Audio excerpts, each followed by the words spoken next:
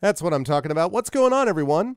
Welcome, Arvanauts. Welcome, everybody. I hope everyone is doing well, and welcome to this. Welcome to Session 0 of Expedition from the Mysterious Peaks. It is very, very exciting to see all of you. It is very exciting to be able to not fully launch because we don't, this is a Session 0. So we're going to have the full amount of the video. This is why I used my general video. We will have the full out video. We have the overlay. One of the overlays is set. The other overlay I have to work on while we're like chatting about things today because I got some information relatively late in the game or whatever. So we're going to get there. But in the meantime, we're going to be showing a bunch of really cool stuff today. And we're going to be introducing our players to you with one exception, which I'll talk about when we actually get there. So I'm very excited. Exactly. It's not the fully operational station from Jedi. Exactly. It's that thing. So what do you mean? Did it not have...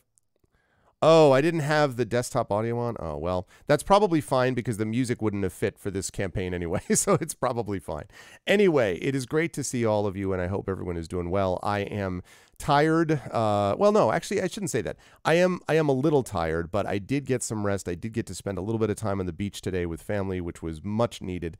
I have more thank yous to send out, and then I've got more stuff of other things to get caught up on that I couldn't do while I was spending all my time getting a Kickstarter funded, but we did get it funded last night, and I'll talk about that in just a minute for those of you who might have missed it, and then we'll get into our Session 0. Before we go any further, ways to support us here on the channel. As always, please make sure to follow the channel. Check out our YouTube with !ArvTube, our Discord with !ArvCord, Twitter is !ArvTweets, our website is arvaneleron.com. Financially, !ArvShop is the merchandise area. Hopefully you're going to be able to get some Mysterious Peaks material from that area too. !ArvTrayon, it is the Patreon, which I can finally start talking about now that I don't have to keep, railing all of you. You can see it's coming right now underneath the crawl. Thank you for your support instead of please pledge to the Gray Shade Kickstarter. I can stop bothering you and haranguing you about that, but I am really grateful about it, as I'll talk about in a minute. So the Patreon does support the channel and makes it possible for me to commission some of the cool stuff you're going to see tonight, and a lot of the cool stuff you're going to see when we do our next session with the video and music and all that good stuff.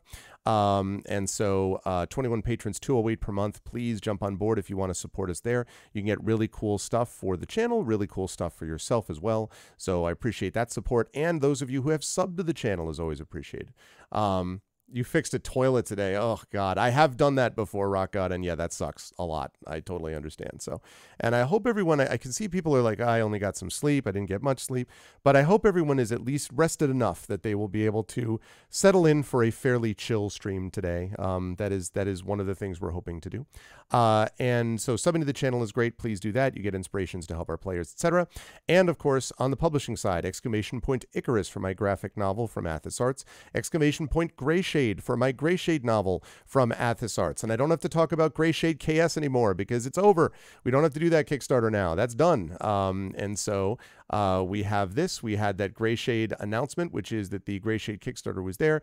And now you can still buy Gray Shade, by the way, and we will be pretty soon linking that command that's in chat. We'll be able to link it to the backer kit where those people who missed it might be able to get on board to get some of the other stuff, books, RPGs, things like that. So that is going to be cool. So there's that. Tonight I am only planning to go until about 10:30, a little bit over, so only going to go about 2 hours. Oh, I guess you're talking to Rudinal. My bad. Well, I'm looking to, yeah, no, 12 hours. Very funny. No, I'm not doing that. I'm going about 2 hours tonight. 2 hours and maybe 10, 20 minutes, something like that is my plan for this evening. And might go 3. Maybe I'll stay over a little bit afterwards to talk about stuff. But yeah, because tomorrow we have a Sunday session of Girl by Moonlight Fractal Spire, Speculate Returns. And then we've got the Patreon-fueled game on Tuesday, and we've got other stuff happening. So we'll start to get back in as well. And also, Rock God, the new class information, voting on the new class, we will talk about that fairly soon. I would say within the next 2 or 3 days, we'll have information up there about how we're going to be doing the voting. And people will be able to vote on those 3 classes, the Wanderer, the Innkeeper, and the Chaplain. And I'm actually very excited to see which one of these wins. I don't know, and I'm happy to have any of those classes on board. So it's all going to be good. I'm excited for it. So there's the deal with that. And I guess the only other thing I need to mention, oh, and Exclamation Point Library, Tales and Tomes, The Forbidden Library, my 5e adventure and source book from Alligator Rally Entertainment, which is sponsoring this campaign as well. But also, of course, as always, Exclamation Point BLM, Black Lives Matter, very important to affirm and assert the significance and importance of Black lives. Exclamation Point Help Now, which is the World Health Organization page on suicide prevention, very important to reach out to others when you need help and to reach out to others when they need help as well. And Exclamation Point Ukraine, Ukraine, which is to help the people of Ukraine as they fight back in an illegal and illegitimate war. And this is a way to sort of fight back against that by stepping up and helping them. Now, with all of that said, I just want to quickly say before I jump over to these folks that I am so, so grateful to all of you who came and supported the Gray Shade Kickstarter. It was an intense hello, everyone. It was an intense campaign. It was frankly more intense than I was hoping it would be. I was hoping that it was going to be something that was going to be a little bit more. I wanted us to be funded earlier, so we weren't panicking about whether we were going to get all this stuff done. It was not quite what I was hoping for in that way. But you know, it is what it is. We did manage, of course, in the end to fund regardless, and a lot of that is down to so many people that worked so hard, but definitely a lot of it has to do with the people in this community who made a real effort and really pushed, and I'm, as I've said multiple times, how grateful I am to everyone that made that happen. So thank you, everybody, for being a part of it, and for being, you know, making it happen. It was really great to see, even on the community level. It was a fun event. It was a very exhausting event, but it was a fun event, and we got to do it. So Gray Shade is a reality. Renegade and Heretic, the sequels, will be a reality, and the 5e RPG will be a reality. And if this goes well, and if Backer Kit really takes off, and I'm hoping that it will, we get more people in supporting it with Backer Kit, and we get more people then supporting it when it hits stores. My hope is once we do those things, that's going to have even more of a knock-on effect, because we have plans for this world. We want to be able to do expansions. We want to be able to do other things with it. I want to be able to do stuff. So that's what we're looking about. Yeah, very, very funny. No, poor Garlic is just, you know, has been exhausted from all of the incredible work that she did, and so many of the supporters too. So anyway, thank you all again. I have more to say about that over the next couple of weeks, but thank you. For right now, though, I am very happy to talk to my wonderful players that you are about to meet, and I am grateful and happy that they are with us. And so I'm going to unmute myself. I apologize for interrupting them if I did so.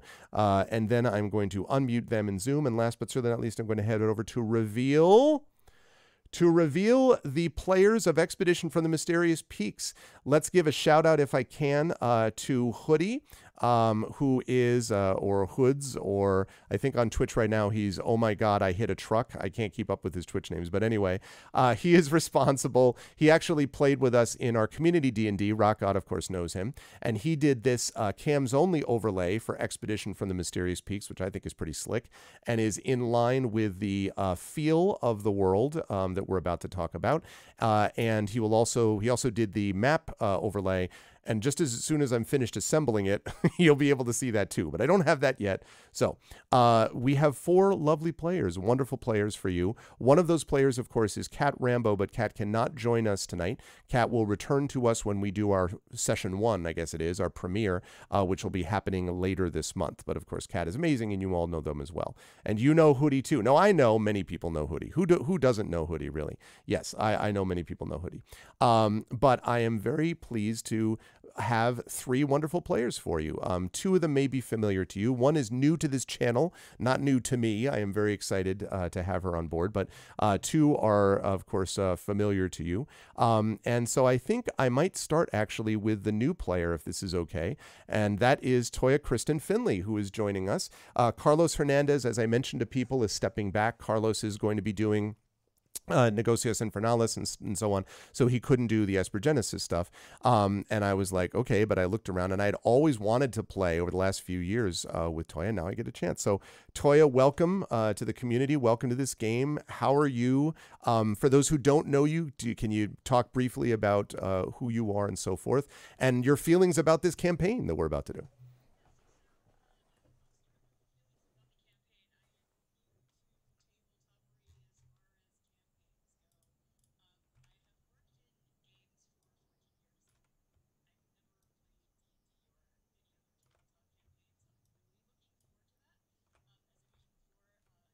games. Look at I chat, am a Greg. Yeah, I saw it. I Look saw at it. I saw chat. it. Sorry. Okay, Sorry. I just realized you were. I'm so sorry. I'm tired. I streamed 12 hours yesterday. You were muted for that. That's totally my fault. I really apologize. Blame me. I am pro streamer. I've only done this for a decade. Sorry. Let's start that again. Toya, this is Toya, everyone. Please say what you were saying. I'm so sorry. Yes, Cliff Notes version, new to tabletoppery, although have been in games for 14 years. And I am a writer and editor in general. I'm really looking forward to this. I've written in just about every genre. I've edited all kinds of stuff. I also do nonfiction, creative nonfiction, some academic-y stuff. Yeah, I'm glad to be here and see where things go. I'm excited to have you on board, and I promise you will not be muted again on starting times. But welcome, Toya. Seriously, you will all really come to like Toya as much as I do, so it's going to be great. Moving right along, I'm now going to move to my two veterans, as it were, and I will begin with the gentleman directly to your left on this screen, and that is one Johnny Pittman, who the last that we saw, Johnny, it's been a long time since we've seen Johnny on here. I think it's been at least something on the order of 16 hours probably since we've seen Johnny on this channel. But no, Johnny was here last and was with me as I was basically breaking down in tears after a successful Kickstarter. It was great as always. Johnny is a wonderful GM, and I was really enjoying the GM play. But of course, you all know Johnny as the Ashen Forged of Aramis, who is now apparently sacrificed forever, or is he? But anyway, but Johnny is back with us, and Johnny, it's good to see you. How are you doing? How's life in the universe with you in the last 16 hours? And how are you feeling about this campaign and what we've got, what you think we may have planned? Hi, I'm Johnny. I'm going to be playing Baramis, an Ashen Forged brother of an Ashen Forged melder, who's going to be a belter or some other weird. I don't know. I'm good. So creative. Yeah. Yeah, I just figured I'd riff on it until we're all sort of like done with this silly camp. No, I'm good actually. Congratulations again, Greg. I'm really glad I was there. I was happy to participate. Momentum in the story kind of like completely crashed, but totally worth every single moment of it. It really did. So yeah, it's all good. I'm really glad that now begins the harder work. I'll be completely honest. Oh yeah, Kickstarters are easy in comparison to completion of all of that. Oh stuff. yeah. So, but yeah, so congratulations. I'm looking forward to this. I remember the campaign or the adventure that this was all based on. Really enjoyed the idea of that original adventure, that whole spaceship that crashed kind of a thing back in the back in the AD&D days. So I'm definitely looking forward to what Rich and the team kind of like put together for us to just kind of explore and do. And I won't say anything else because I know there's some things haven't been talked about yet, but I'm looking forward to the way that we're going to do this story. So So hi, I'm here. It's going to be awesome. Thanks, Johnny. Always a pleasure to have you on board. Very happy to have you back for this campaign. Also happy, as always, to have the amazing, incredible Zach Clay, who was with us earlier in the day yesterday, but also contributed some time and effort and energy during one of our 6 systems that we played yesterday over that 12-hour span. It was pretty wild. So Zach, how's it been in the, I guess this is longer, right? So 28 hours or something, I guess it is, since I saw you. How have you been in that time? How are you doing? And what are you feeling about this campaign that we're about to launch into? I'm doing great. Yeah, I actually ran a game last night after showing up for the Kickstarter thing. And while I was running my game on my break, got to check in and I was like, my break was about an hour before the Kickstarter would be ending. And I think at that point you guys had funded because I remember looking. Yeah, 2 hours out. Yeah. Yes, they did it. So yeah, no, I've had a great time. And I'm very, very excited to be here. Very excited to start a new campaign, new characters, and hop into a bit of sci-fi and fantasy at the same time. So that's all for me. I'm ready. I'm excited to go. Awesome. I am excited to go through this too. And actually, you just made me think about this, Johnny. Do you remember what the number was on that module of the original Barrier Peaks? Was it 3? It might have been, because I think it was 3. Because I think I have it, and I should have thought of this before. I'm going to go back there. I think I have it. Give me a second. Go ahead. What we should have done. What we should have done was we should have run that as a preamble to this particular story, that one adventure, rather than running this as a campaign. But I mean, he can't hear me, so yeah, it's all good. Zach, did you ever play that Expedition? Yeah. No, I was probably being born. Well, it was okay. When it All came right. out. All right. Listen here, young man. Listen here, young man. But no, that's so they're like, there's a bunch of classic adventures that are out there. This is one of the ones that I think more people weren't just inspired by, because it was something different than let's go kill a dragon or let's go explore a dungeon. It was, you had an unusual circumstance where you were putting characters just in something completely unorthodox at the time, or in the setting for the character. So yeah, Zach, you occupied was being. Yep. Okay, Ardenal. It was 3. Okay. It was indeed 3. Check this bad boy out. Expedition to the Barrier Peaks. That's Dungeon Module S3. Oh my god! It was an adventure for character levels 8 to 12, as you can see. Wow. Yeah. And just the sort of all of this stuff that was at front. This is when it was still TSR, but it was just incredibly iconic. And to give you an idea of what the inside of the ship looked like, feast your eyes on this map. So that's level Circular. 1 of a very mysterious peak, massive map. And the great thing about this module was that they never actually oh my god, look at all these. I think it was 3 or 5 levels, wasn't it, Greg? Yeah, it was. And they never actually had any of the they never told you what they were. That's why they had all these pictures, because they were well, it's a thing that has red circles on it, and it was an instrument panel, but you wouldn't know that, right, if you were a D&D character. So they just had so much stuff in here that was, and it was just, I mean, really, just the illustration booklet on its own was incredible. So this was an epic thing, S3. And that's what this thing that we're playing is, a spiritual sequel to Barrier Peaks. And it combines fantasy and science fiction together. So what I would like to do is talk to the players a little bit about the world here, and then I want to hear character ideas from them. But I will tell you, Chad, up front, that what the characters are going to be doing, the players are going to be doing, is they are going to be creating 2 characters. All 4 of them are going to be creating Dungeons and Dragons characters, and those can be the sort of standard fantasy ones, although they can do subclasses and all that stuff, as long as it's within sort of standard WotC limits, they can do that. And so I have understanding that there may be, well, I won't spoil it. I just have, I got a sense of what some of the players might be leaning towards. So there's that, D&D characters. But they are also going to be creating 4 Espergenesis space characters. And the way this works is they're going to be playing in, the first session is going to have a couple of mini adventures. I don't know how far we'll get, but we'll see. And they will have 4 Espergenesis characters playing through one section, then 4 Dungeons and Dragons characters playing through one section. They're going to be doing that and have those 2 parties will be alternating with those groups, but they'll be all 4 of them playing each time for the first couple of chapters of the campaign.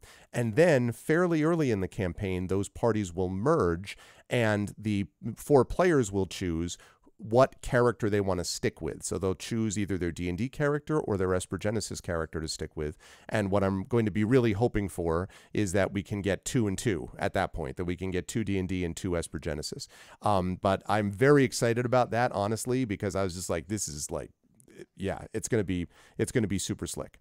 So I want to talk about the world before we get to those characters. But before I do that, I want to show everyone the map. Now, here's the only problem with this idea, and that is the map that I have right now. The overlay is going to be amazing when I get it set up, but I don't have it set up quite yet because it's a little complex for reasons I won't get into. So what I'm going to do is bring this wonderful group over. I'm going to give them a Roll20 link so they can actually see this map. Then I'm going to bring them over so that they and you can see this map at the same time, because it's very, I don't know how to describe it. To me anyway, it was the kind of thing where I saw it and was just this is wild. It just gives you a sense of the world that we're dealing with, I guess. And so I wanted everyone to have that experience. So I'm going to bring them over here in just a moment. I'm going to give them the Roll20 link, and then I'll bring chat over too. But as I say, the overlay is non-existent pretty much at the moment, so you'll just have to bear with me while I get that all addressed. Okay, let's get that like that. That looks great. Wonderful. Okay. I'll get rid of this, and this. Okay, good. Now I'm going to give them their Roll20 link in Zoom chat. Coming right now. Cool.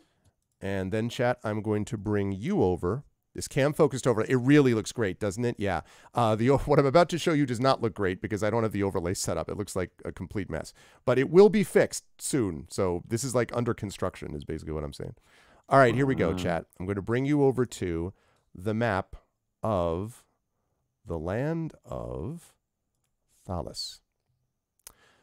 So what you see before you is Thalos, and Thalos is where our world is basically going to be, is going to have this taking place, is going to be set in Thalos. That's right, Thalis, Thalos. And Thalos is actually on the world, which is the planet this takes place on, is Sereth. For Espergenesis terms, Sereth is in the Aldor system. That's not something the D&D characters will know, but it is something which the Espergenesis characters will know. What everybody will know from those, and I should say what the D&D characters will know, but the Espergenesis characters will not, is that the planet of Sereth and the land of Thalos is a fallen empire. It is a fallen Magitech empire, in fact. And I want to talk a little bit about what that all means. If you look, by the way, at the bottom right of that map, you will see the barrier peaks. That's where that expedition from the Mysterious Peaks actually took place to begin with. Yep, you can see that over there. And then we're going to highlight different aspects of the map as we go there. But before I go any further, is everyone able to see it in Roll20 and or... Like, did everyone get into it? Are you cool as well? Do I need to hit launch there? Yes, launch game. Okay. Sorry. Yeah, this happened to me the other night, too. That's why I was asking. Yes, you need to hit launch game. And then when you come in, you should be able to see it, I believe. Yes. Cool. Okay. So that is Thalos. And... thank you very much, Carol. I appreciate it. Thank you. I'm, believe me, so am I. Super, super glad. But I'm so grateful, and I really liked everyone coming on and being like, "Hey, thanks, congratulations." It makes me feel good. So thank you. Okay. So again, as I say, this is not much of an overlay right now. That's under construction, but I wanted to give you folks a little bit of a sense of this. All right, chat. This takes place almost exclusively, as I said, on the planet of Sereth. And it is a fantasy setting, but with societal advancements that lean heavily on futuristic technology. So here is the historical background. Now, this is background which the D&D characters will know, but the Espergenesis characters would not. This is one of the reasons that Rich said it was important to have you all do characters for each, so you could kind of understand what's going on here. There are also, of course, many things in the adventure that neither group is going to know, because I'm not going to tell you until you actually go through the adventure and actually get there. So here's the background. 4 centuries ago, the starship Centurion crashed into the upper reaches of the Barriers, and you can see that at the bottom right, which is a mountain range that bordered the principalities of Thalos. Strange creatures and machine-like monstrosities made their way from the wreckage, eventually attacking the town of Kamenport. Prince Ulder, who was the leader at the time, hired numerous adventurers to venture into the Barriers to investigate. Which he did by selling him Module S3. He told them all S3. No, I'm just kidding. Most of these either perished or they returned with nothing but tales of horror. After months of crisis, a local band of heroes successfully ventured into the heart of the Centurion, discovering that the ship's crew perished due to a mysterious disease. Probably the Espergenesis characters would know that this disease was radiation exposure from an unknown source, but the D&D characters only knew that they were dead from some mysterious wasting disease. On the ship's lowest level, those D&D adventurers encountered and defeated a mechanical being known as the Overwatch and destroyed the ship's primary power source, thus ending the crisis. Now tinkers and artificers scavenged the ruins of the Centurion, adapting its technology and power into artifacts and relics which were known as magitech. And for this as a touchstone, I would suggest Final Fantasy VI is exactly what we're thinking about if you've played that, or just Final Fantasy in general, but Final Fantasy VI and VII, where you have swords and, you know, that sort of equipment, but you have materia, but you also have magical technological things, gun wielders and stuff like that, and they all sort of exist together in a certain kind of mashup sort of way. And so Magitech revolutionized the world of Thalos.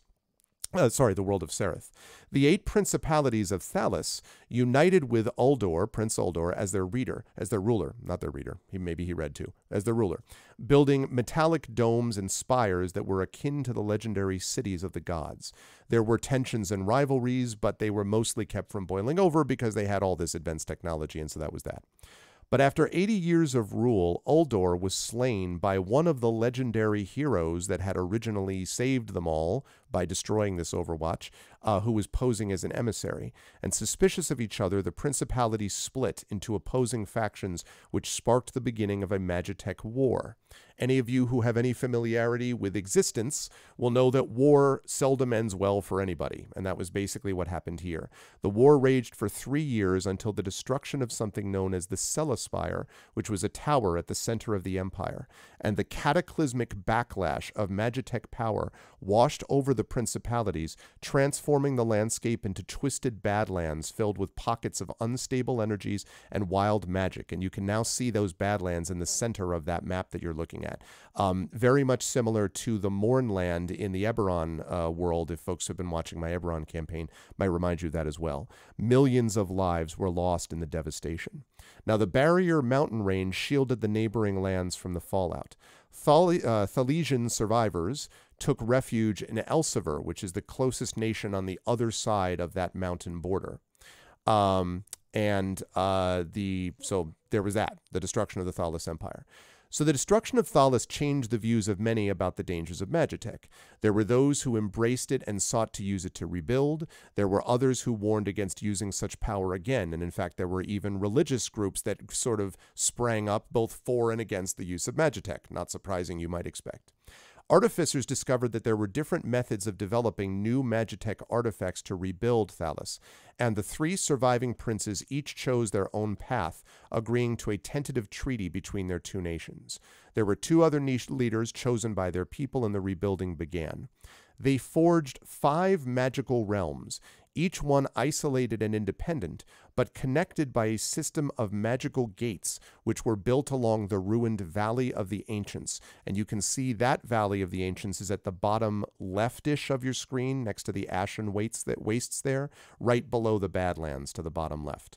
That Valley of the Ancients is where these gates are here. So due to their obscurity, either because of location or due to their Magitech protections, those realms became known as the Veiled Realms. And it is in the Veiled Realms that our tale is going to begin, because we are in those 5 realms. Each of the Veiled Realms has its own government. Each one is ruled by a leader who is known as a Primarch, and each one adopts its own form of Magitech. So there is, for example, Arkenvale, which is built from the remains of the immortal city of Arkendis. That's a cluster of towns which runs along a lakefront. And beneath the townships is an underground metropolis where the gravity is inverted. Basically, people walk upside down. Celis is deep beneath the mountain chains, and the Twilight Fae rule and guard this realm under the guidance of the primordial spirits that dwell here. At the edge of the realm are a maze of tunnels whose walls are etched with a living history of the world. Evoceria is a realm which covers a broad stretch of restored Badlands. Lush forests and fields surround the Moonstar Mount, where the Primarch and their circle of green wizards maintain the balance and defend the realm from the denizens of the surrounding wastes. And then the last 2 realms, Camria, and Camria is where most of our adventure takes place, is in the nation of Camria. Although the reason I'm giving you these other realms is because you can be visiting, if you were a D&D for your D&D character, you can be visiting from one of these other realms if you wish. So that's why I'm giving you the other realm information. And I know this is a lot. I will send you a link to this as well.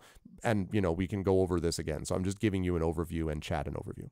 Camria is a collection of towns built along floating land masses connected by gleaming bridges, and the Primarch oversees the realm from a silver tower in the center of a secluded fortress. And last but certainly not least, Renvarith. North of the barriers are the Ice Darks, and I think you can actually see those on this map, the Ice Dark Mountains. That's a mountain region where the rocky surface is made of a dark crystalline rock with pale mists which seemingly swirl beneath the surface. And there's a multi-level city built into the rock face. Near the top sits Astrafall, which is a rival magic school to the famous Hearthglow Academy. And the Hearthglow Academy, you can find out more in Tales and Tomes from the Forbidden Library. That's my academy. I built it. Thank you. I was very excited to see that reference. I'm like, ooh. Anyway, so Forbidden Library is actually found in this world. But we are going to be here in Camria. And for this, I'm going to invite chat and my players to look as we head over to Camria. Wow.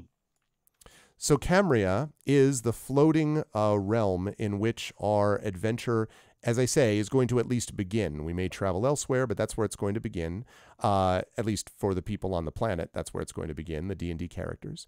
And this is where you will all be, either because you are native to this place or because you have traveled from one of the other lands to visit this place. And as you can see, there are these 5 areas that are basically connected to each other. In the middle, you have what is called Arkfeld. In the middle of that is a bunch of sort of like the main drag where a lot of people come, merchants and things like that. This is where a lot of people end up, is Arkfeld. To the top left, you can see Cespa, which is much more kind of fields and parks, and it's kind of, it's sort of a more, I guess you would say, more pastoral, rural kind of looking thing. Then there is Esham Sar to the bottom left and Mistress Sar to the bottom right. Those 2 areas have a lot of the technology which fuels much of the rest of this city existing in the clouds. And last, Sola Moray. And I believe it is Sola Moray, although I have to double check. Please don't hold me to this because much of this is new to me as well. But I believe it is Sola Moray where the, yes, that's where the Silver Tower is. And you can actually see that there. That's the fortress of where the Primarch himself lives, is in Sola Moray, kind of overlooking the rest of Camria. So that area, this area basically is where we are. And so all the people on the planet would certainly know about the existence. They would have known about this. Eventually, they found out about this thing called a spaceship which landed. They would know that it was called the Centurion. And much of the technology, in fact, all of the technology that they have is in some ways descended from that. But they don't know the details about why it landed there, what sort of caused it to land there. There are rumors that some people know more, but such rumors basically are dismissed as being just legends and kind of irrelevant to reality and all that sort of thing. And so most people don't know a lot about the kind of the reason that the ship landed there. But they do know that it did. They do know that it crashed, and they know that much of their civilization, both in the past and now, is built upon Magitech. And as I say, Magitech now is in very much a kind of state of flux because the feelings from people since those disasters was that it was both good for people, but also intensely dangerous. And I should say that our adventure will begin 300 years after the fall of Thalos.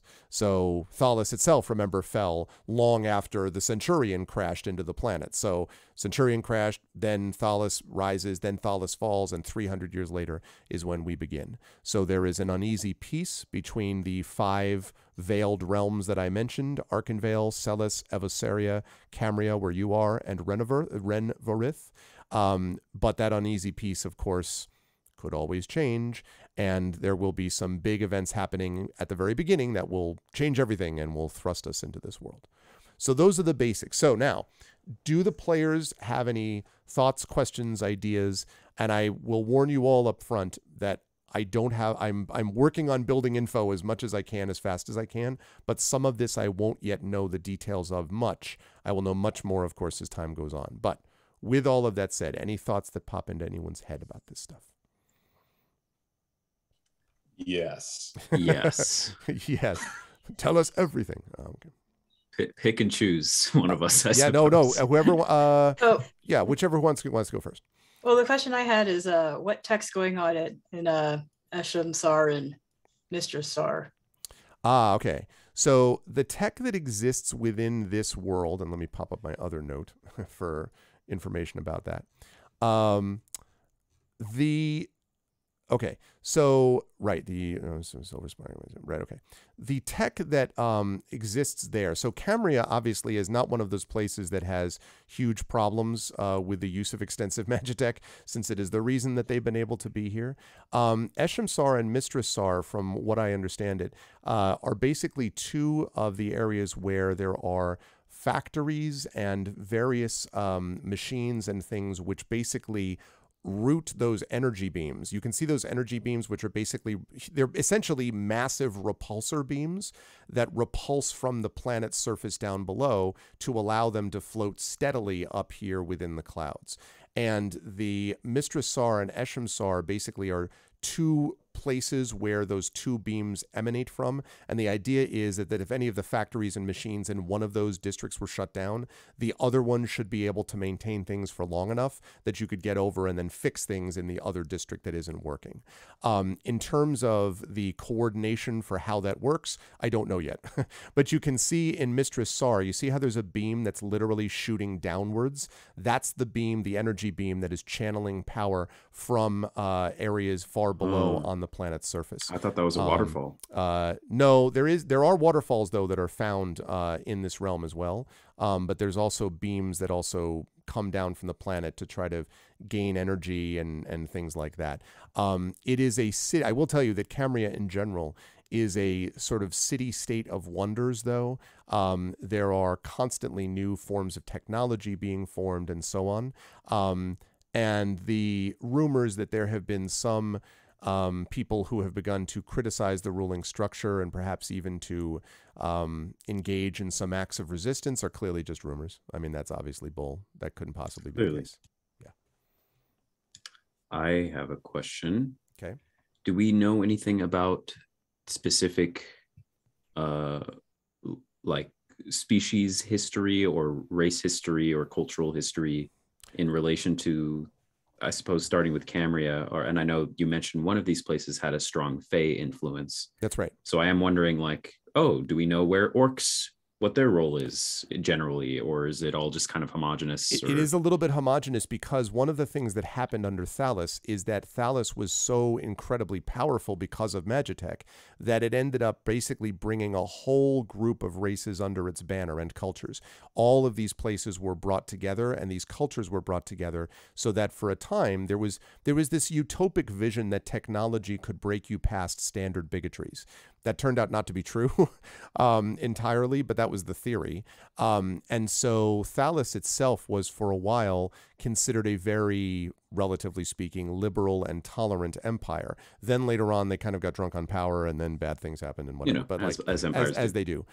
So the answer is, I don't even know that I could tell you where orcs originally came from on the planet, but orcs were found extensively in Thalos, as were gnomes, elves, dwarves, of course, humans, and so forth.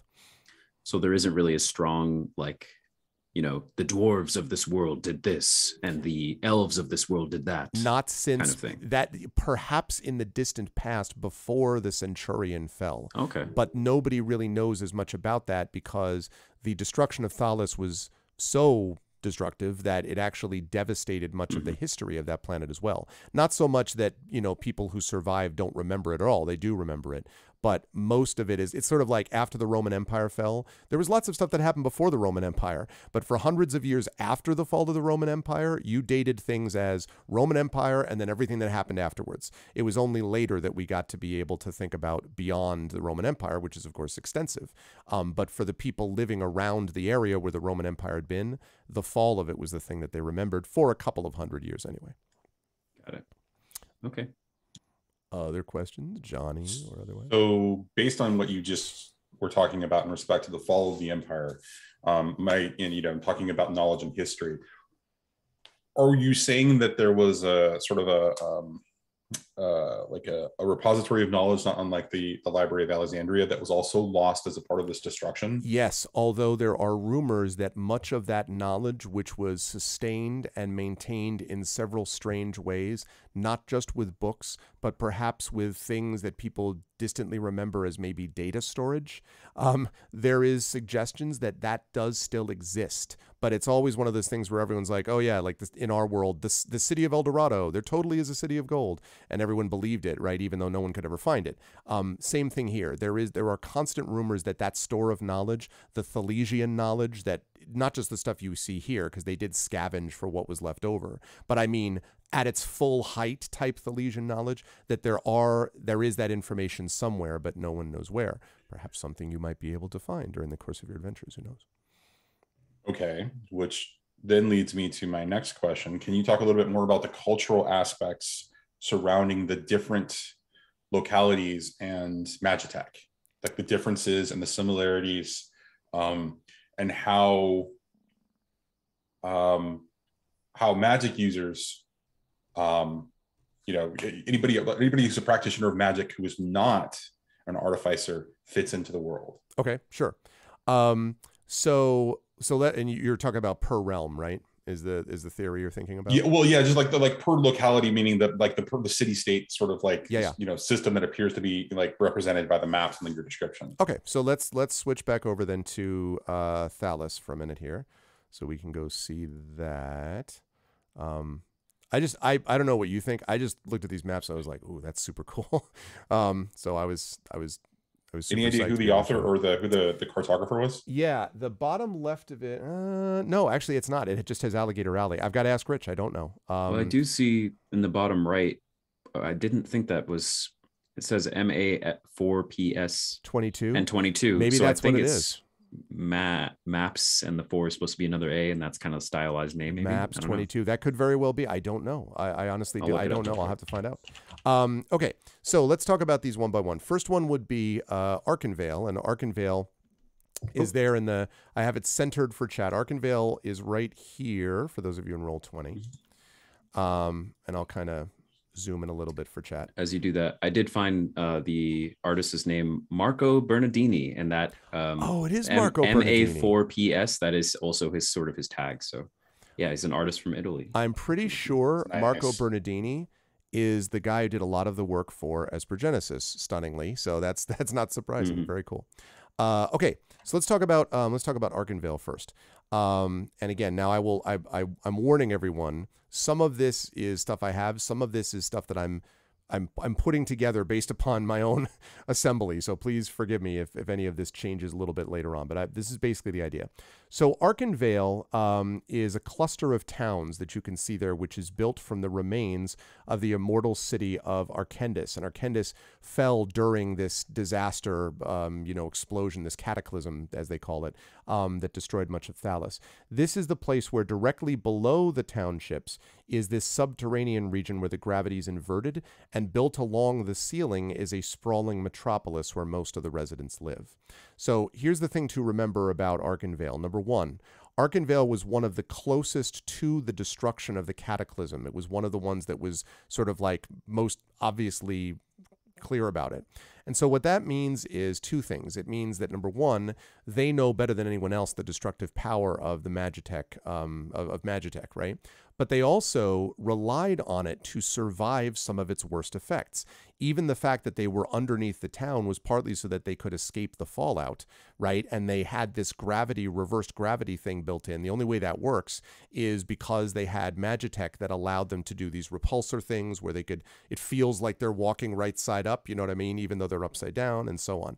So their experience with Magitech is that it is a tool, but an extremely dangerous one. And the people of Arkenvale, as a result, tend to be somewhat suspicious of people on the outside, tend to be somewhat suspicious of new technology, especially. So if you're like, oh, I've got this new thing for Magitech, the typical Arkenvale resident might be like, are you wait a minute. Have you run that past like 60 million checks of XYZ because of their own experience? So they're not opposed to Magitech. They are opposed to new and especially unchecked use, as they see it, of Magitech. And they do think some of the other nations, Cameria, are a little bit like that, because these cities that float up in the sky and all that, like, you know, they're worried that they're trying for too much, that they're being too sketchy, they're too dangerous, right?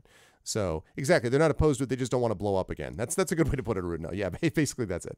So that's Arkenville.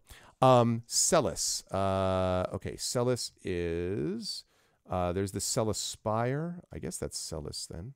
I saw Celis before. I saw all the other ones, so I guess it must be the Celis Spire. Okay. So Celis is over here near what they call the Great Sink. So for Celis, here we go. Celis is, oh, wait a minute. That's deep below. Yes, okay, right, I got it. Now I'm clear. They don't have Celis marked, but I know where we are now. So Celis is underneath the mountains, and Celis is all the way over. Get over here. Celis is right here. Basically underneath this mountain range. They're near the Celis Spire, so they are underneath this mountain range. And this is where you were asking about the Twilight Fae, Zach. This is where the Twilight Fae can be found. And there are primordial spirits that dwell here. And at the edge of the realm are a maze of tunnels whose walls are etched with a living history of the world. Important to remember here that it was the destruction of the Celis Spire which created this terrible, disastrous effect that I mentioned before. So the reason that matters for the people of Celis is that there is not only deep suspicion, but this is the realm where I think you're most likely to find hostility to Magitech, especially because they know history better than anybody else as they see it. So they understand the way that all of Sereth, the planet, has actually been developed. They know all of the way that Thalos actually fell, and they believe that many of the other realms have basically forgotten what it was like to go through that experience. It's been 300 years since Thalos fell, and already they worry that they see these other groups becoming more and more like, dangerous, risky, taking chances they shouldn't. So Arkenvale has a kind of insular quality. Celis very much has we are the prophets, we were there when this happened, you people need to step up to the plate and listen to what we're telling you type of thing. So they would be the most suspicious, I would say, of Magitech in terms of its usage. They do use some of it, but they probably use the least of it, relatively speaking. So that's what I'd say about Celis. Celis is essentially underground. Correct, right? beneath the mountain chains. That's right. It's an underground realm, and maybe that's why I don't see it out on the top of the map. But that's the idea. The Twilight Fae. Is there anything more about them, or is it just sort of generally like you could expect, maybe elves, or I think that's basically other Fae creatures? I think that's it. Like the Twilight elves, basically. Yes. Cool. Right. And so many of them were, of course, long lived enough to be there when were literally there 300 years ago. So. Okay. Okay. Eviseria. Eviseria is right here. I'll ping that again over here. Eviseria is right there. And that is the realm which covers a broad stretch of restored badlands. Lush forests and fields surround this Moonstar Mount, where and you can actually see the Star Mount right there to the top right, right above that. Let me ping it right there. Where the Primarch, and then there is this circle of green wizards, maintain the balance and defend the realm from the denizens of the surrounding wastes. Very much driven here by the natural world. Magitech to them is a part of the natural world which they use to enhance the natural world, but not, as has been the case with the other realms in their view, to despoil it or to tame it, right? Their view is that you live with and among it, not I destroy it and sort of break it to the ground. And the green wizards are extremely powerful. If Avesaria ever decided that they wanted to go out and become a conquering force, they would be formidable because of those wizards. But instead what they do is basically keep everyone else from destroying nature around them. Not as suspicious, I think, as perhaps Arkenvale might be, and not necessarily opposed to Magitech, but has to be shaped in the ways of nature as opposed to overriding it, because they believe that one of the reasons the cataclysm happened was because they had lost touch with the natural world and had spent all their time instead focusing on this cool modern technology, and that was partly what led to the cataclysm in the first place. So that is Avesaria. Okay, I've already mentioned Camria. Last one is Renvarith, and Renvarith is right up. The Great Sink is next to the Dishwasher of Annihilation. I hadn't thought of that, but that's probably true. I guess that's true. Where's Renvarith? I saw it. Renvarith is just under mountains. And there we go. Mountains. There we go. Yes, right there. So there is Renvarith. Now, Renvarith is again, it is a multi-level city which is built into the rock face. And as I say, there are these pale mists seemingly swirling beneath the surface. There's a multi-level city which is built into the rock face, and near the highest peaks sits Astrafall. And Astrafall, again, is this unconventional magic school that rivals the famed Hearthglow Academy. Renvarith itself is probably the most into magical experimentation. If you were to think about how to combine the arcane with the artificial, or the arcane with the technological, this is where that happens probably the most. The magic power certainly not only rivals Hearthglow, but also rivals these green wizards. But the green wizards here, as I said, are focused on maintaining the balance, very focused around the forces of nature. These ones, on the other hand, are dealing with strange forces beyond anyone's knowledge. It's no accident, actually, that it is, if you look, one of the closest to the actual Centurion crash site. And so something about the strange material that the Ice Dark Mountains are made of, combined with some of their knowledge of Magitech, is what we get with Renvarith. So when I was talking about, Ceres not liking all these people experimenting, Renvarith would be one of the cities that they're thinking about. Camria is the other. Camria is more technological than magical, although there is magic there too. Renvarith is very much magic and technology, but it's using magic to influence and using technology to influence magic and shape them and alter them and modify them. And so Renvarith is very much in the experimental mode. A lot of powerful academic knowledge can be found here. And in fact, you asked before, Johnny, about where, is there a place where you find all of the Philesian knowledge and all that stuff, like the Great Library of Alexandria? These are the people most interested in that. Camria might also be interested too, but Renvarith is really interested in finding that stuff because it gives them more stuff that they can experiment in combining this with magic. And that's their basic idea. So, though I think that answers Very cool. that, I believe. Yeah. I've got one other Please. question. So we've got these cities. What is the population like outside of these areas? Very sparse. And in fact, in some cases, not even well known. The Badlands, the Badlands is all like Mad Max stuff. I don't want to say that it's irradiated mutants wandering the land, but the Badlands is called that for a reason. There are nomads here, there are wanderers here, and there are some who actually go out to try to do expeditions there.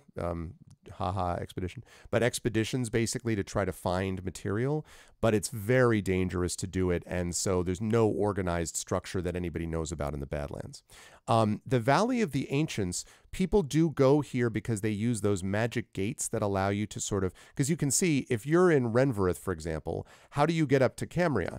You don't get up to Camria, which you can see is floating above the mountains there. You can't get there unless you take a gate. You can't get to Arkenvale very easily unless you cross over through the Badlands or go through the Wormspire Mountains, which is very difficult, or the Ashen Wastes right near where the Cataclysm happened. It's all really dangerous. So Valley of the Ancients, these magical gates are used quite often by a number of people. Inside the Valley of the Ancients, it's suggested that there is both technology and pre-Centurion even magic and treasure. but it's very hard to find because there are also very powerful magic creatures once you get past the very heavily guarded magic gates. So there is a little bit of population there, but it's all mostly dedicated to preserving the gates and keeping that the way it is. Where is that again? That's the Valley of the Ancients is here. I don't remember actually exactly where the gates are. I think you might be able to see one set of the gates. I want to say that might be here, but that also may just be a ruin. I don't know I know it's in the Valley of the Ancients, but I don't know exactly where the gates are on this map. So I will find out that info later on. So there's that. Ashen Wastes has essentially nobody. Same reason as the Badlands. The Ashen Waste is actually toxic to human life and to humanoid life. So that's not very well done. There have been more people that have begun to settle up here to the north of Evosaria, because as you can see, there is actually some land which is relatively green. It was essentially untouched by the cataclysm, and many of the people from Evosaria who have an ideal of I want to live with nature, blah, blah, blah, have found that even Evosaria's natural way of living with the world is not natural enough. And so many of those people have started to make their way out. I don't know if we're talking probably in the thousands, Toya, I guess I would say, out there, but it's not like huge. So yeah. I was actually going to ask about that area that's north of Evosaria, where you've got that kind of rocky archipelago. Yeah. It looks like people could hide out there. Could well be. Quite possible. There is, I know, some fishing that can be done. Strange, large, and dangerous fish, but they have a lot of meat on them that sort of float around here. And you could actually, and in fact, there is fresh water around here which flows. It starts as salt water, but because of the river processes or whatever, it ends up flowing up here. Also, the Starmount flows in the other direction, river down from here. Point being that, yes, there are some people who can live here, and there is some ship traffic that happens from Evosaria down into that area. But it's certainly not super well organized. There's no like piracy or anything like that happens. But because, again, there has been increasing discontent over the feeling that we're going to make the same mistake again, like Magitech it's getting too problem. Some people have started to even venture out that far. But that's probably in the hundreds, I would say. Those are pretty hardy folks up there, would be what I would say. Oh, and last point, up here in this area very far to the north, it's far too cold to support humanoid life. There has been talk about using Magitech to try to settle this, but to be perfectly honest, given what I just said about people's concerns about Magitech, it's like there's a faction that's like, we need to go further, and then there's a faction that's like, are you out of your mind? We're going to die. And mostly in the center is where most people tend to be in that argument, but that means that they see the people who want to settle the far north as extremists, and so that is as it is. So, yeah, go ahead. One or two more, and then we'll maybe think about some character possibilities too. Okay, so were there any species that were introduced historically based on the known information that the characters have or the players have, or sorry, the current society has? Were there any known species introduced after the crash of the Centurion ship? So the answer to that is no, because there's things on the ship, the horrors, for example, the horrors that were found here were really these sort of monstrous creatures that partly had this happen because of a reaction with the environment. Presumably, these were actually probably flora and fauna that were having basic, were in space and having basic experiments or whatever. But then when they landed on this, some combination of where they landed and the planet's natural ecology meant that they ended up having this terrible sort of growth effect and became monstrous. So most of those creatures were slain, including this thing called the Overwatch, which, as I mentioned, was fought. And so there was nothing that we know of, although there's always some people who say that a couple of those actually snuck out, and escaped, and maybe they still roam the wastes. But, again, it's hard to know how much of that is legend, how much isn't. However, I will say that when we get to character creation, that you will have the opportunity to actually create characters, if you wish, or cultures, literally develop them yourself. And I'll talk about how that works in a minute within the galaxy beyond this planet. But on this planet, as far as we know, this is what we have to begin with, are the more standard dwarf, gnome, human, elf, etc. Now, I will also say, and I'm sorry to my players about this, that there are a couple of culture and class choices that are not yet done. So I can't give them to you because I can't get out of my skis and be like, oh yeah, the following 6 races were produced, because I don't have that information, and then all of a sudden I get in trouble because, it's theirs and they're sponsoring us. So, but I can say that there is the way in which they manifest here has become far different. So I would think of these much more akin to Shadowrun versions in certain cases of these creatures. So rather than thinking of orcs as typically they're strong and brutal and blah, blah, blah, and those sort of stereotypes, the orcs of this world are much more technologically advanced, like everyone is here. And that means that the locus of understanding of these creatures, of all the creatures in this world, have shifted. So in Eberron, that actually happens by having, for example, halfling barbarians and, different sorts of creatures that are not what you might normally expect. All kinds of warforged creatures and so forth, these sort of strange animated construct creatures you can play as a character. In this world, it's actually done in a similar way, where the infusion of Magitech into this world and technological advancement has really moved the ball forward in terms of how each of these races interact with each other.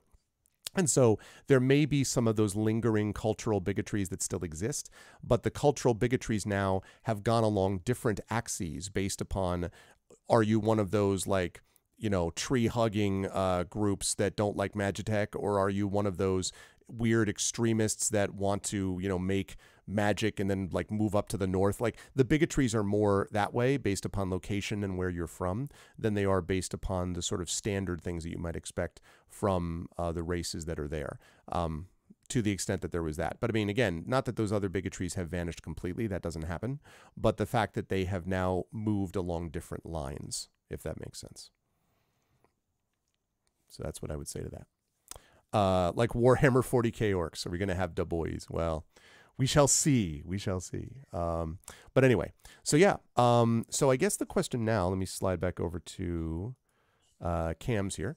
The question now is, I would like to start talking to you folks about some characters, and I'm going to give you a little bit of, well, you may or may not use this if you so choose. But I want to give you one option that may be valuable. And this is getting rolled out officially as part of Expedition from the Mysterious Peaks, although it also exists within Esper Genesis as an option, but it's going to get rolled out here. So player characters can be created the normal D&D way, and we'll talk about how that happens in a moment. But there is also something called an origin template. And I want to explain that. And then, as I say, I will post a link to this to the players a little bit later. So in the origin template, the way you do this is you determine first your character's primary traits. So you determine their appearance, you determine their age, you determine their homeworld of origin. You can feel free to make that up completely. Your character is always humanoid, regardless of species. But other than that, it's up to you. Your size is either small or medium, and you are able to immediately increase one ability score of your choice by 2. So once you've rolled your normal stats, then you roll one of them by 2. After that, we get into the super cool spot, because you can either add one of 4 traits, and I'll explain those. It's basically stat increases, or you can create environmental traits. And here's how that works.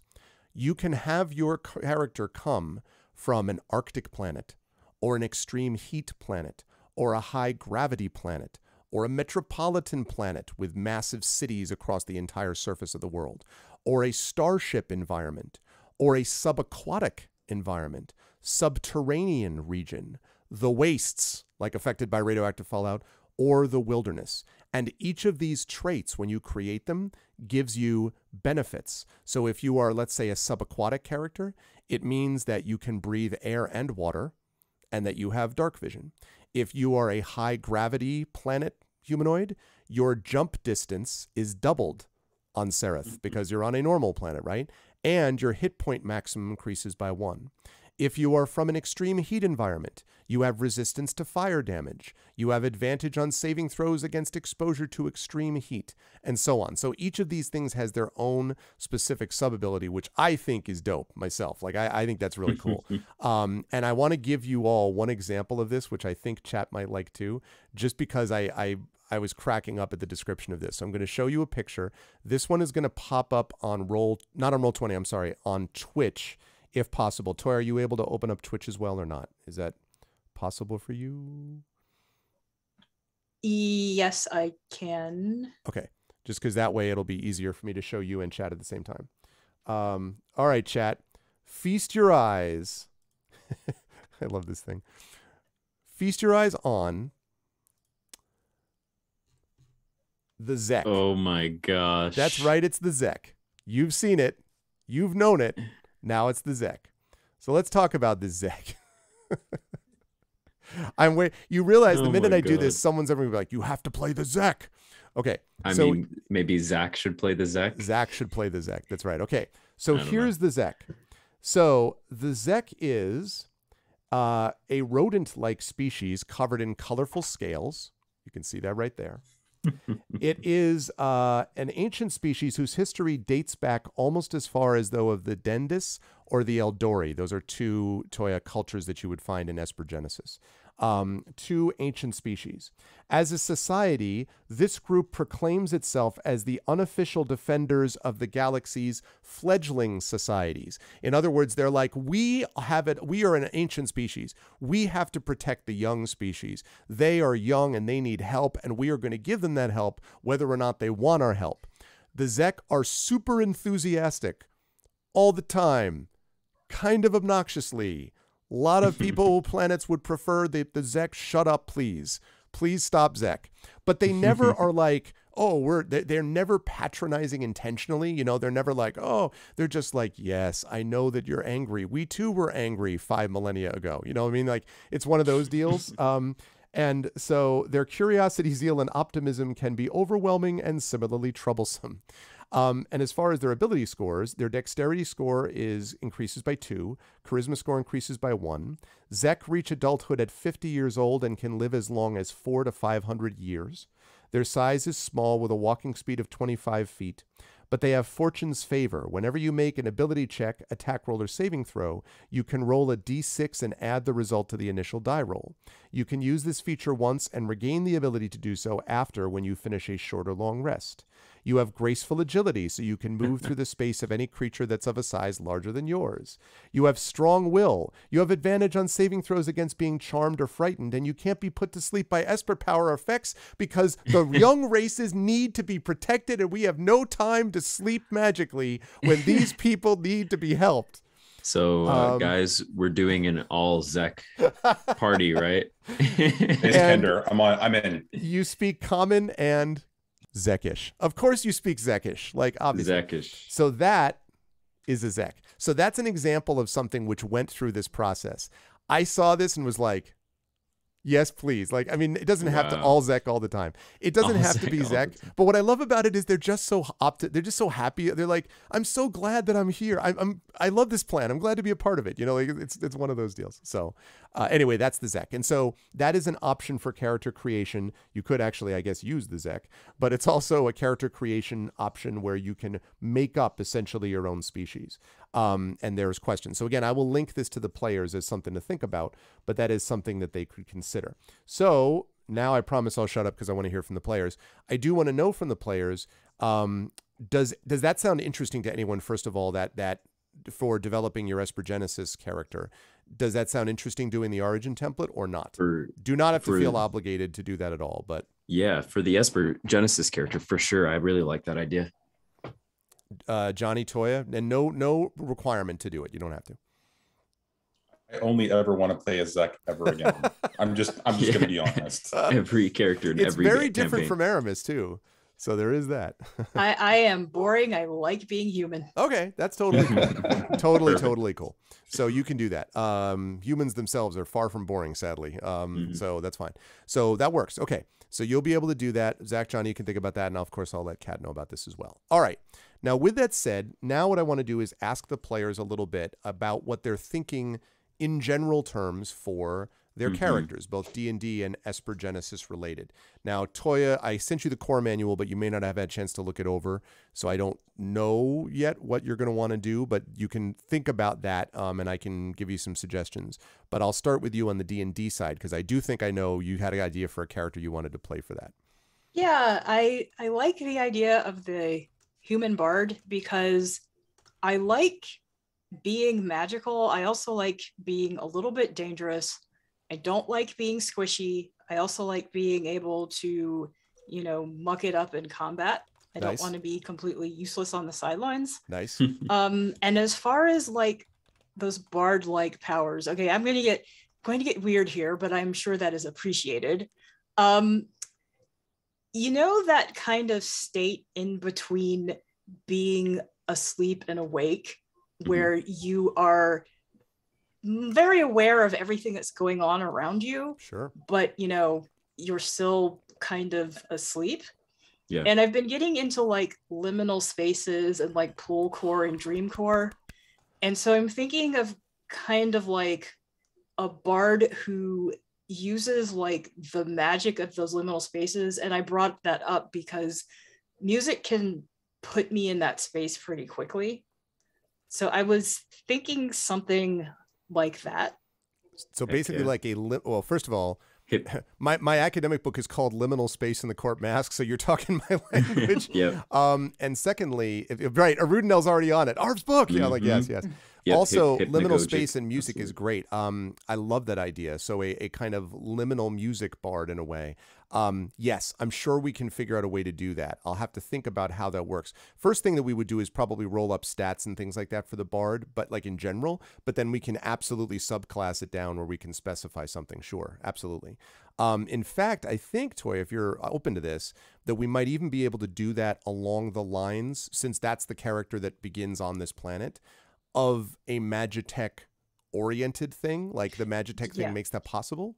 That's what I was thinking too. Like somebody who, you know, went to school in Varith or grew up there, or maybe even was from Celis, but was different from the rest of them because she actually appreciates the potential of Magitech. Yep. But was also spiritually connected in that way. Oh, I love it. And so she's not going to be of great renown. She's kind of developing a following. Okay. So she's not going to be a bard who just like every. Is she on Bandcamp? Is she on Bandcamp? She's on Bandcamp. She got a SoundCloud. You know, she got her Spotify playlists. Like the name I was thinking about was Nalik, Nulls for short, and like because we have to have puns, like stage name is Nulls Darkly. That's great. Okay, so for Nalik, is it Nallik? Nali with an accent K. So Nalik. Oh, okay, with an accent K. Yeah. All right, I will. But Nulls, with an accent I. Yes, with Nulls for short. Right, okay. Nalik with it. Null, right. Null, right. Sorry. Null, accent IK. Yes. Yes. I'm going to have to make sure I figure out a way to get that. I got to find a way to do that in OBS. I'll figure it out. Okay. Nalik with nulls. Right. Cool.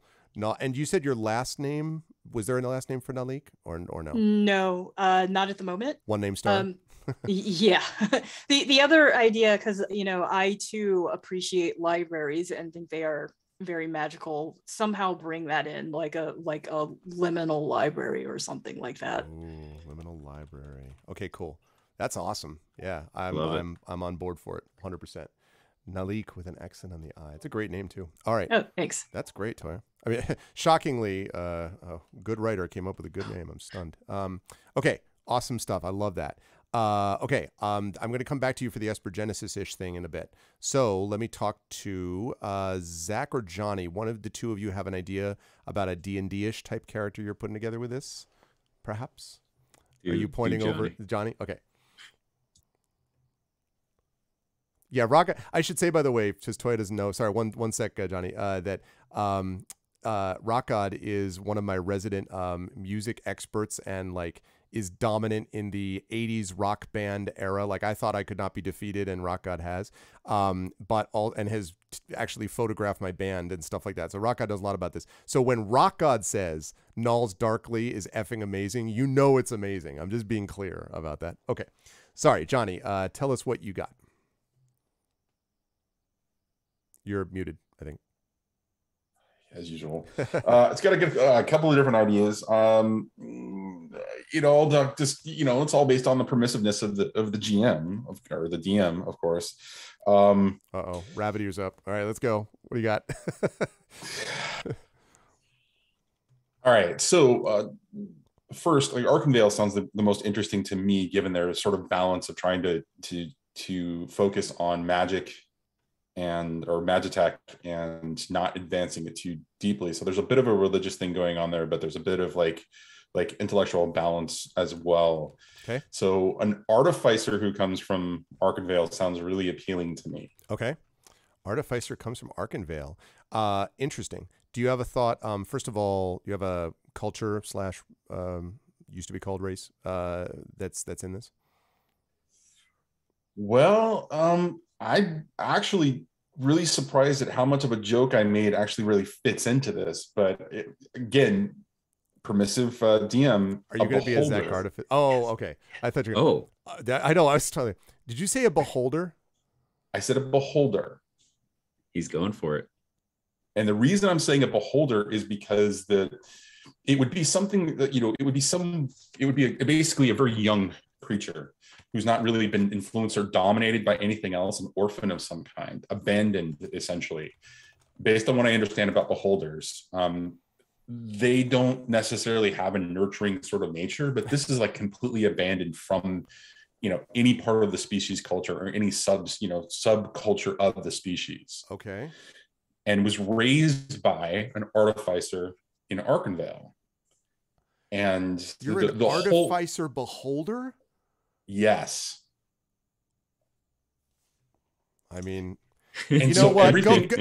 Go big or go home. All right, I'll go with this. I don't know how the other people are going to put up with a beholder in their party, but whatever. Like let's roll. Well, so here's the thing, right? Because it's a young one, and it's because it's never actually been its behavior and its societal understanding and societal norms all come from the other races who have basically just sort of like meshed, and the artificer or the beholder would be slightly different, like in respect to a species, but culturally speaking, while it might be a little bit more reserved for a beholder, it would still sort of fit into that mold of just like being accepted in the Arkenvale. However, nobody else has really seen a beholder except in legend or in conflict. Okay. So the level of concern about the character walking into any other space is going to be really complicated.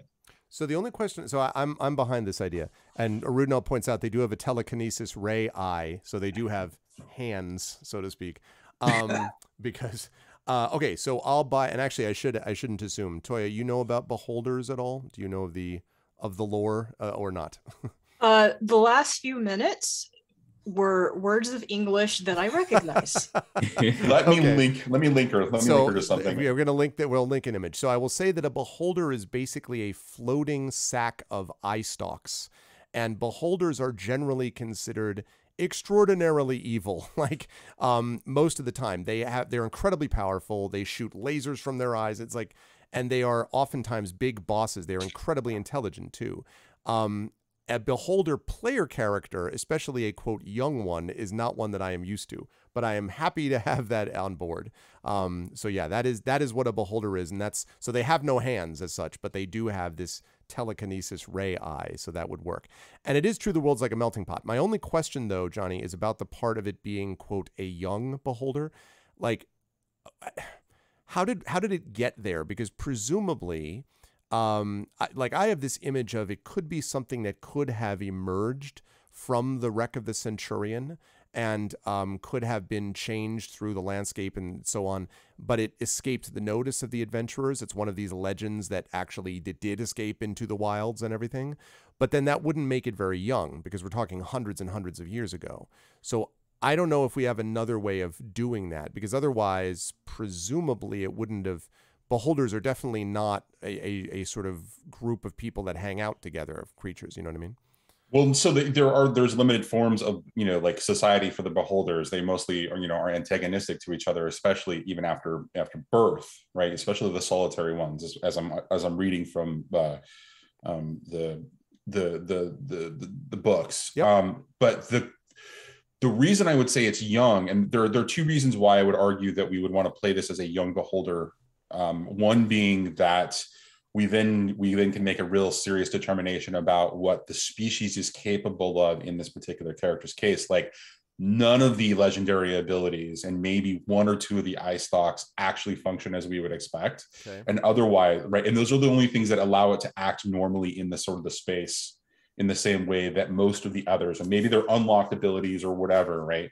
That we can figure out how that all works. But the other element that really comes into this is being a young beholder is the fact that they were raised by an artificer, and maybe the artificer had some piece of the technology from the Centurion, which was like a stasis field, or maybe it was some sort of genetic reproducing, device that mistakenly was activated, and all of a sudden there was this young baby beholder there. Mm-hmm. Right. And so its existence was being born from sort of like replicator or cloning or some sort of stasis. And then it came alive. And then the only thing it's ever known is the sort of the multicultural, multi-species sort of like existence that is the Ark and Veil. And with it comes all of the sort of basic precepts of restraint and, concern for advances in magitech. So basically what you have is like this sort of almost like a not a pessimistic, but a really reserved sort of like, not stoic. There's definitely, I'm thinking more of like, there's more humor to the character there than we're actually like we see in Beholders. But like, it's definitely something where the natural tendencies have not developed in the same way that you would expect them from a beholder that was naturally just out there trying to survive and being, a controlling, manipulative, aggressive, boss. I think this is fascinating, and actually, I actually like it conceptually too. I like the idea that it's not just he's a beholder, so automatically evil. I like that actually. I will say that probably the best way to do this, Arudinal had a good idea, which is that I think that's true that beholders are egg layers. And so one thing that could work here is that the egg was found in a stasis field that had somehow been preserved, and that your artificer was doing some searching for it, perhaps in forbidden, ways, and came across this thing and then sort of produced this, and probably figuring out, actually, because beholders hover, I think that's interesting with the whole reverse gravity bit with Ark and Veil, because it suggests then that when people might normally have been like, what kind of monster is this? Because there are not a bunch of beholders there. That's the first time they've seen it. They probably got used to it because of the way that it behaved and was raised by the artificer and the way that it could then maneuver around that space. Right. So I think the beholder but not evil. Side note to Toya, I don't let players play evil characters because I don't want to DM that game. That's all. It probably wouldn't matter anyway. I don't know that anyone would be like, I really want to play a deeply evil character. No, thank you. Let me just scrap the idea I was working on. Job, Zach. But anyway, but having said that, yeah, beholder but not evil, sign me up. Yeah, I think that's a cool idea, unless either Toy or Zach are like, that's horrific and I can't stand it. I have a quick addendum, actually, just for more things to consider. So Original mentioned that lore from 2E, and then I know from my own reading that the lore, they do have new lore for how beholders are birthed in the Volos guide, and I have that up right now. So it says, just if we wanted, if we wanted to use it, it's up to you. Beholders, and I'm actually sensing something interesting here. Beholders are born when an existing beholder has a dream, and their dreams form a new beholder. And so this says, beholders can produce others of their own kind, but the process has nothing to do with biology and everything to do with psychology. When a beholder sleeps, its body briefly goes dormant, but its mind never stops working. The creature is fully aware, even though to an outside blah, blah, blah, blah, blah. Sometimes a beholder's dreams are dominated by images of itself or of other beholders, which might or might not actually exist. On extremely rare occasions, when a beholder dreams of another beholder, the act creates a warp in reality, from which a new, fully formed beholder springs forth unbidden, seemingly having appeared out of thin air in a nearby space. This quote-unquote offspring might be a duplicate of the original beholder that dreamed it into existence, or it could take the form of a different variety. It could also be a truly unique creature, such as that would only be spawned from the imagination of its parent, quote unquote, set of abilities like its parents, et cetera, et cetera. So And what I'm sensing here is a theme of dreams, Right, actually, right, between right, the two of right. your characters. Right. I'd like to continue that too. I don't know. Anyway, so that's you an said idea. like a beholder could be created when two beholders dream of each other. Is that what you were saying? Possibly. It also sounds like it just said that sometimes a beholder's dreams are dominated by images of itself or of other beholders, which might or might not actually exist. So it sounds like they could also reproduce just by themselves streaming. So the thought I was having is that maybe Johnny's beholder was created by the dream of two beholders, and that's why it's not grounded like in beholder culture or society. That's okay. Note number one, I need to go get Volo's book, which is like the only book I don't have. And vote number two is that's fascinating. And it might work here because that dream might not even have occurred on the planet of Sereth, but because of the warp gates and the magic, they're having that dream, let's say, when the cataclysm takes place. And at the same moment as this magical energy is happening, this thing appears near one of the magical gates. And is just like on its own. I still don't, and maybe then it's in state. We still have to figure out the stasis part about how it gets there. But anyway, we can figure that out, Johnny. You can think that through. Yes, I think this is a cool idea. This is a campaign. I don't want this campaign to be seen as just like all weird all the time, but I do want it to be seen, like, yes. I mean, look at your cast though. No, you're all awesome all the time. But weird can be awesome. Well, of course, obviously, but I mean, no, my point being that I don't want it to become like a circus act. Like I do want that. But having said that, that's not what this is. Having different takes on creatures that people know and then mixing it together with I think that's awesome. So yeah, I have no problem with that. And the ecology problem is solved basically by being like, well, how do they survive? Like, how did they get here? Well, magical gates, incredible magical power, beholders dreamed into existence. That's great. I'm really cool. The casts are always strange here. Wayman Wolf. No, that's completely true. But they're strange in the best ways. Stranger things. Stranger people. Good ways. Tread carefully there. I know. Those two right. words. Exactly. I know. Okay. DMCA. Demonetized. God damn it. All right.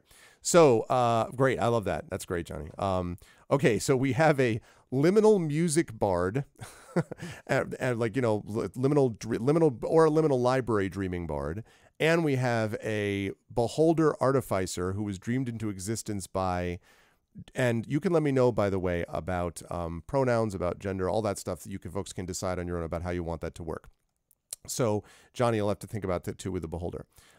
So Zach's like, I would like to play a floating elephant cook who lives upside down in a custard in a ice cream cone. Like, I'm so scared right now because how did you just read my mind? Like, no, I'm just kidding. Let me reset before you go. Folks, in case you're wondering what's going on, this is session 0 of Expedition for the Mysterious Peaks. I am joined by my wonderful cast of players, Johnny Pittman, Zach Clay, and Toya Kristen Finley, who's joining us in the channel for the first time. Very happy to have Toya with us. Kat Rambo will be with us, but is not today, but will be with us for session 1. I have just gone through some of the world details of Expedition for the Mysterious Peaks, and we are now talking about characters. And so far, as we say, we have a possibly Magitech bard who might have grown up in Celis, or did you say Evereth, Toya, was the other place you were thinking? Renvereth or Celis. Renvereth is where the academy is, right? Yeah. And they appreciate Magitech and experimentation. Renvereth. Yeah. Okay, right. I want to make sure I get that. I do not confuse it. Right, so Renvereth. And Johnny has just told us that we have a Beholder Artificer from Arkenvale for the D&D characters. The players are going to come up with 4 D&D fantasy-ish type characters and 4 Espergenesis space-ish type characters for their session 1. Okay, so Zach, what do you got for me for that stuff? So I know that I want to play a character that does not like technology. Okay. And that is more on the side of whether it's being from Celis and among the prophets, as it were, where we know the history and how Thalos has fallen and we will not see it be repeated. Or Arkenvale also had a little bit more of that, but was obviously a little more lenient. But the character I want to play, I definitely want to be something that if anything wants to dismantle technology, which will be interesting because I don't want it to get to the point where like, here I am, I'm up in the floating city of Camria to dismantle and cause it to crash down. Like, I'm not going to go that far. I am the only, like, yes, oh boy. I am a techno terrorist. No, I'm not going to go that far, but probably wants to maybe restore the world to a more natural state. Okay. I also like the idea, and I am prepared and would like to enter into the idea of the trope of a thing that is the thing that it hunts. You've heard of, the vampire that hunts vampires, right, kind of thing. Right. And so what I'm thinking you want to is, play Blade, is that what you're telling me? Yeah, I guess so. Actually playing Blade. Blade, but with technology, I guess. So the idea that I'm basing the foundation of the character on at the moment. And I think I want to play an orc or a half orc. Okay. Because part of it too, I'll be honest, for those of you that are here for the sessions, or you get some behind the scenes about the formation of our characters. Part of it too that I consider as a voice actor is what am I going to do for the voice of my character? And yes, I don't want to, Kaz was just sitting here the entire campaign, things like that. So I have different accents, things. I was like, oh, I could be a dwarf maybe. And I was like, that would be fun to do the whole thing. Or I could just be an orc for a while or do things like that. So I don't know. I'm also basing that on the race that I choose. All of that, please. Yeah. So I think I want to be and I'm not really dead set on class yet either. I have in my mind a vision of, I think I do want to do an orc that is definitely more attuned to the natural world, could be a druid, but I also like the idea of what some of the NPCs in this world might see as hypocrisy of kind of using, kind of in the way that Arkenvale does, but using technology to dismantle dangerous technology. Or if I find a character or a new technology that could endanger the world, seeing to it that I am the one that has it so that it doesn't. But there's obvious problems with that. No, not a space orc. Richard, is that, you mean a spork? No, it's not a space orc. Yes. Well, right now we're on a planet, all right? So are we talking about Avis? So that sounds to me a little bit like an Avosaria thing for an orc druid, no, Zach? I suppose, but from what I understood of Avosaria, they sought to strike a balance between nature and technology. Yeah. Whereas I'm thinking more of a Celis direction, where it sounded like they have a very deep suspicion and hostility towards Magitech. Yep. And maybe my character knows a lot about it, only so that they can basically dismantle it. Okay. But again, writing, it's going to be hard to, navigating the line there, and it's going to be a lot of character development. And I'm prepared for it, and I'm excited to see where it goes, of a character that I think might make some decisions about technology that hopefully won't screw over the party in the moment, but also, like, if you have a very druidic, very natural character, you're in a floating city and you're seeing, it might be scary for them to see, something that they think might bring about the next apocalypse. Yeah. So I don't know. That's what I'm thinking in my head. And a possibility too, I really like, I'm also trying to find some common ground between our characters. I know that when we start, there's going to be some catalyst that kind of brings us together and begins the formation of our party. Name of that adventure, by the way, is The Last Command. Will be the opening chapter of this. So I think, but I really like that it already seems like, at least with this first set of characters, we have a common theme of dreams. So, I mean, I could totally see myself being a druid. And in particular, on the D&D side, there is a druid circle called the Circle of Dreams. Mm-hmm. So that's something I'm thinking at the moment. Waymond Wolf thinks that we all meet at a bar. No, that's not. That's not. Yes, it's a Magitech tavern, totally different. A Magitech tavern, and the old man is in a mech, but otherwise completely within a shared dream. within a shared dream. Yes.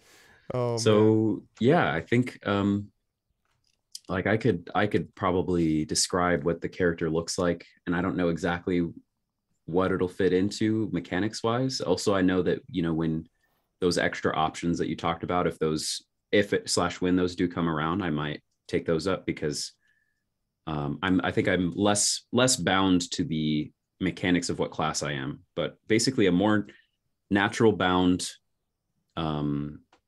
orc that has at least grown up with a distrust of technology, a rather strong distrust of technology, and wishes to, if he needs to use technology to break apart technology, you know, he'll hold a robot's arm to destroy another robot, and that's about as, if it'll help him out. It's reminding me a little bit of aspects of The Mandalorian, with his suspicion of droids, but will use droids if he has to destroy others until character development, which I won't spoil. But anyway, And I could see something like that as well. And that's something too, is I'm thinking about, you know, sort of the puzzles to begin the character with, that I hope to solve, you know, by the end of everything and develop. So yeah, I think, you know, if we were to go in and start right now, I'd probably make an orc druid. Orc druid. I think that's really cool. And I love the idea of it being anti-technology, and the possible dreaming stuff. And we also had a couple of, you know, suggestions in Zoom chat as well. This is great. Okay. So now my question is, let me go back around here, and I'll work in reverse order. So I'll start with Zach this time, and then I'll go to Johnny, and then I'll finish with Toya. Zach, on the space front, on the Esper Genesis front, do you have a thought about the character that you may want to create, and/or are you going to do this origin template? I have a feeling his eyes open in the way of, I've been given a Lego set at Christmas, 2 Lego sets, in fact. You know, both. Yeah. I didn't know we were going to talk about those next characters already yet. I would say, now I know you kind of gave us a preface about what our D&D fantasy characters would know.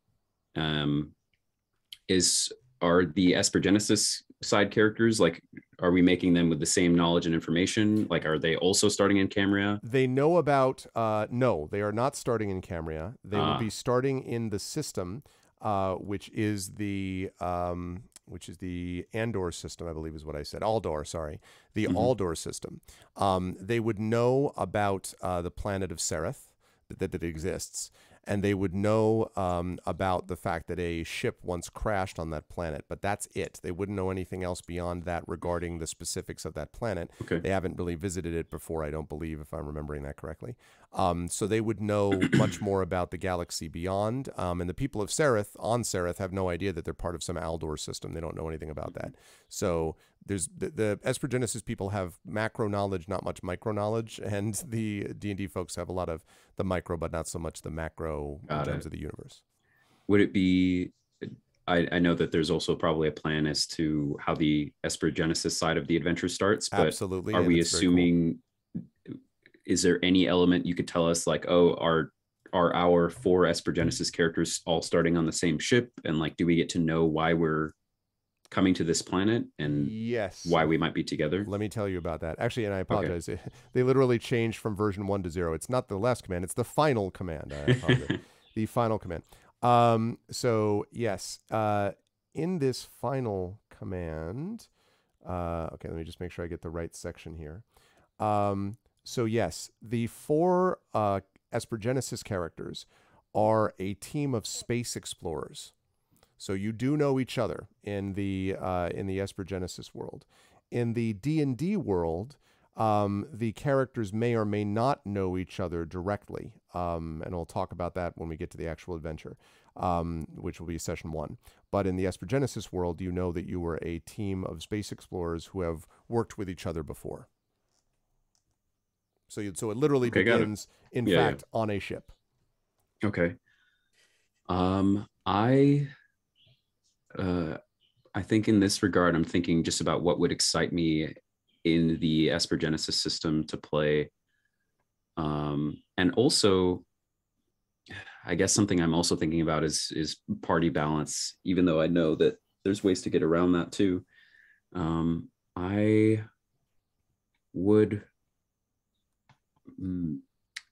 feel like I want to play, I suppose, to counteract my current idea of an orc that's very anti-technology, Anything that the orc knows about history is, you know, the old world's history before technology ruined it, quote unquote.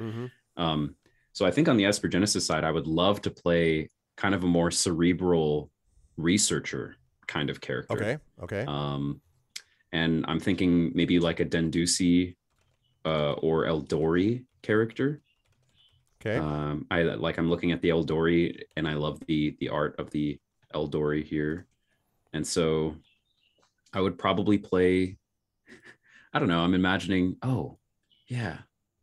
had the idea of being like a botanist or something like that. And, you know, something interesting too, I suppose, as I'll finish with the idea, I think in Esper Genesis, we had sometimes there's the skills of like astrophysics, xenobiology that weren't really used too often. I would want to play a character that like knows all about that stuff now. Okay, and that's fair enough. Maybe is some sort of a space researcher, or you know, like the Matt Damon from The Martian, kind of like I'm a botanist, you know, something like that. So I love that. And one thing I will say for Toy's benefit is that the Dendusi are a race of builders that are instrumental in the advancement of modern day society. So they are very much driven by the idea of needing to build and make oneself out of one's problems, partly because they were formerly enslaved by, get ready for it, Zach and Johnny, the Zamarin horde. And so you know a little bit about the Zamarin because you just dealt with them in the final sessions of Esper Genesis.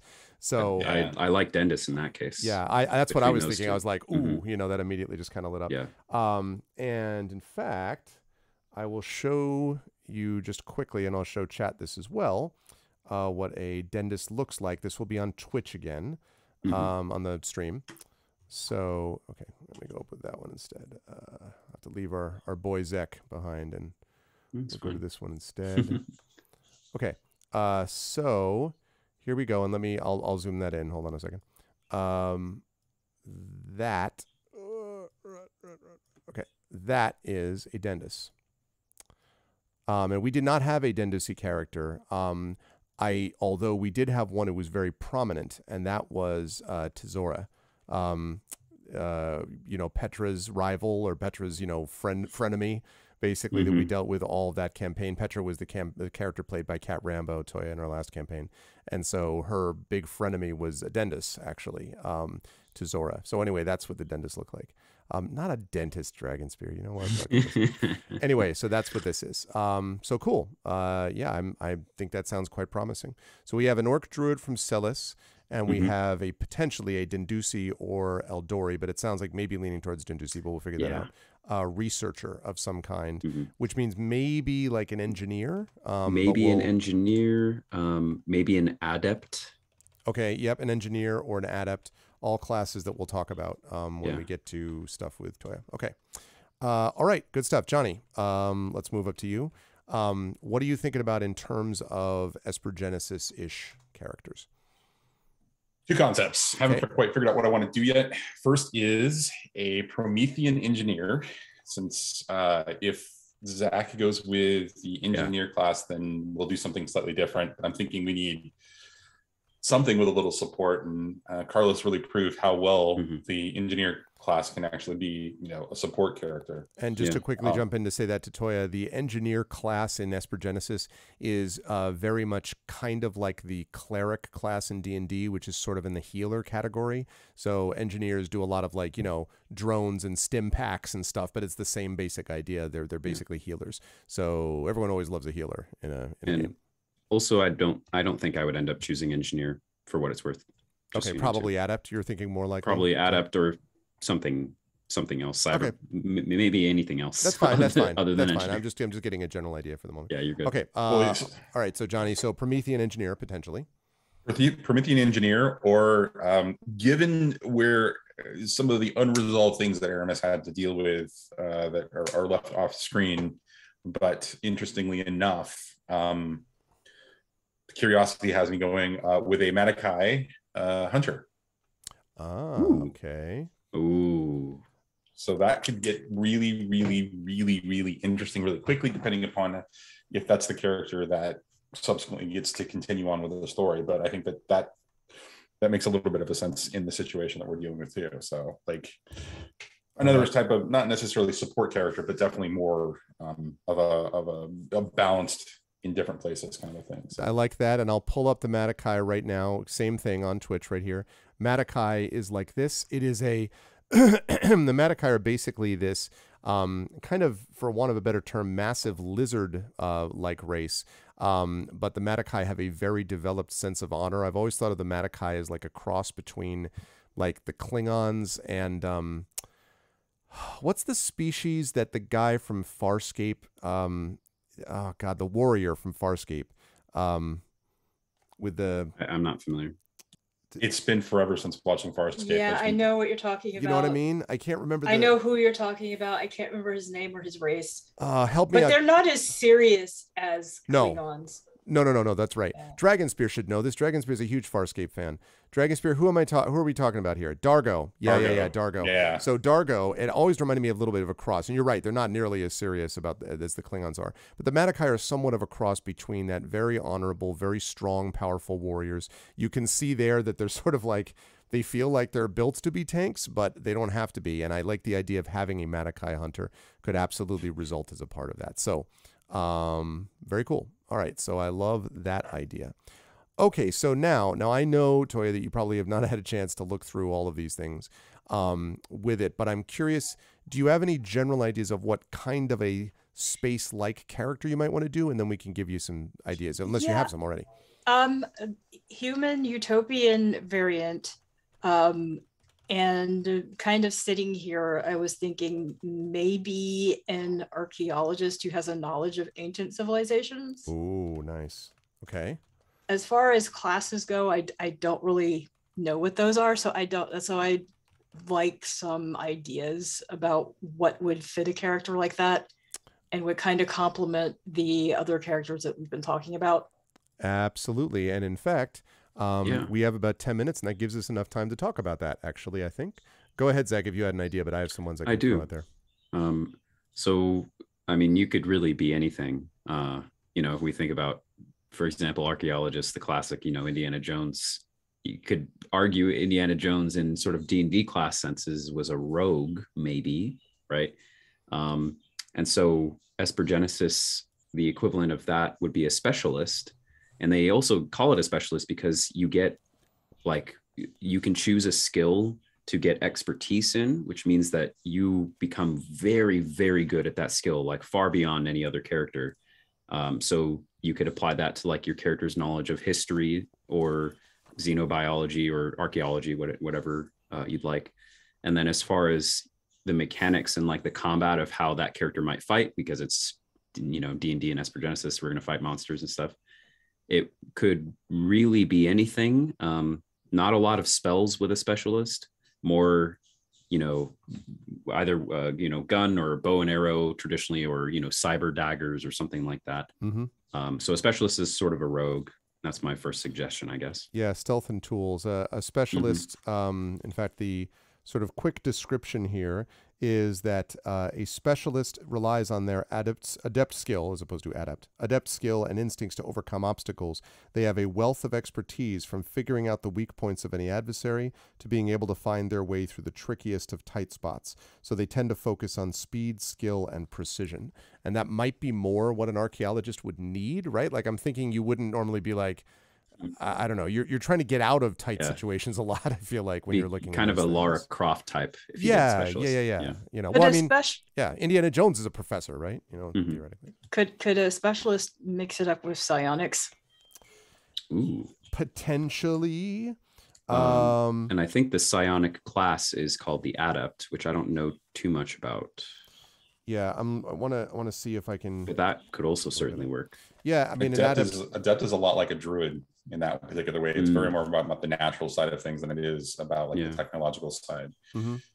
An adept basically sees and translates the pathways of the mind and body. If you're playing an archaeologist that is less Indiana Jones and more focused on like the sort of awe-inspiring nature of history, you know, like I can't believe these cool things, that totally fits with something like what the adept could do. And the psychic knowledge and the psionic ability would allow them to do things that would cause them to empathize with some of the, you know, the lost races that they found, or the groups of things that were related to that. So I could absolutely see that. Also, as a side note, just from a combat point of view, when they pick it up and like you start getting higher levels, they are crazy. And there's also adepts are specialists. Adepts are adepts are not specialists. Okay. Adepts would be the way. Specialists are also good when they get high level, but also let me read you this too, by the way, Toya. Dream Shaper. You are a telepath whose skills focus on the mastery of the mind. Starting at first level, you can communicate telepathically with any creature. I clearly can't have a campaign where people don't have freaking Zoom that they can use to contact anyone.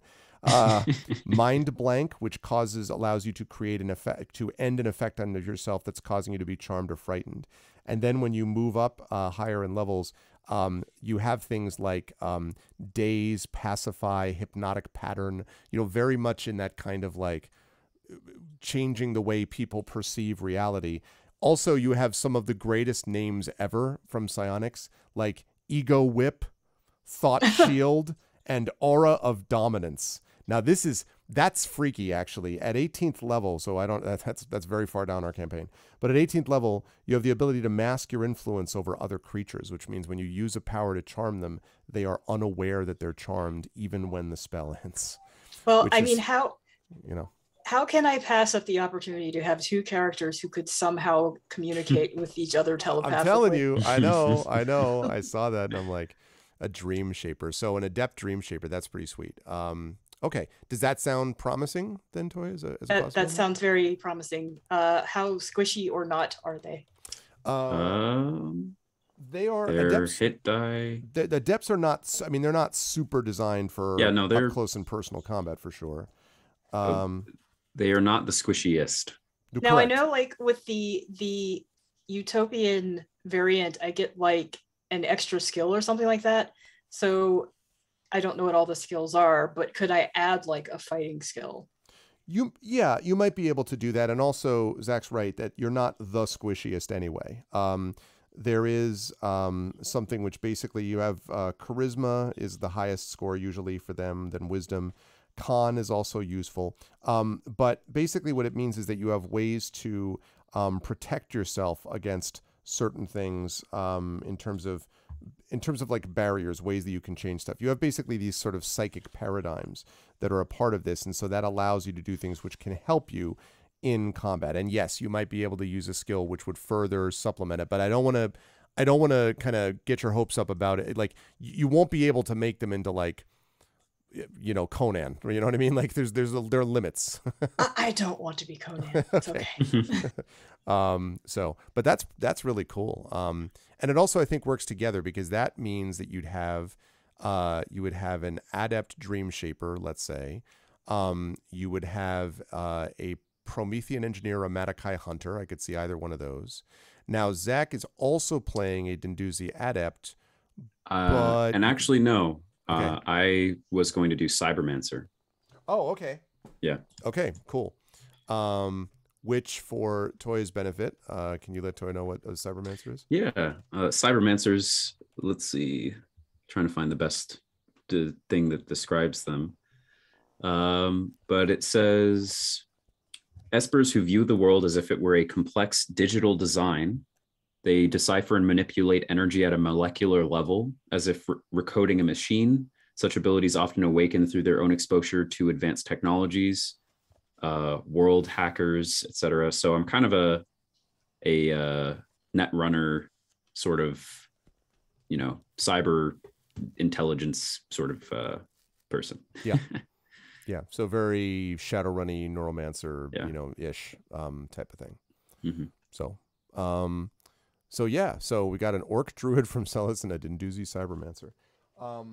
So that's okay. So that gives us some good stuff to work with. So we have to wrap up here in a minute or two.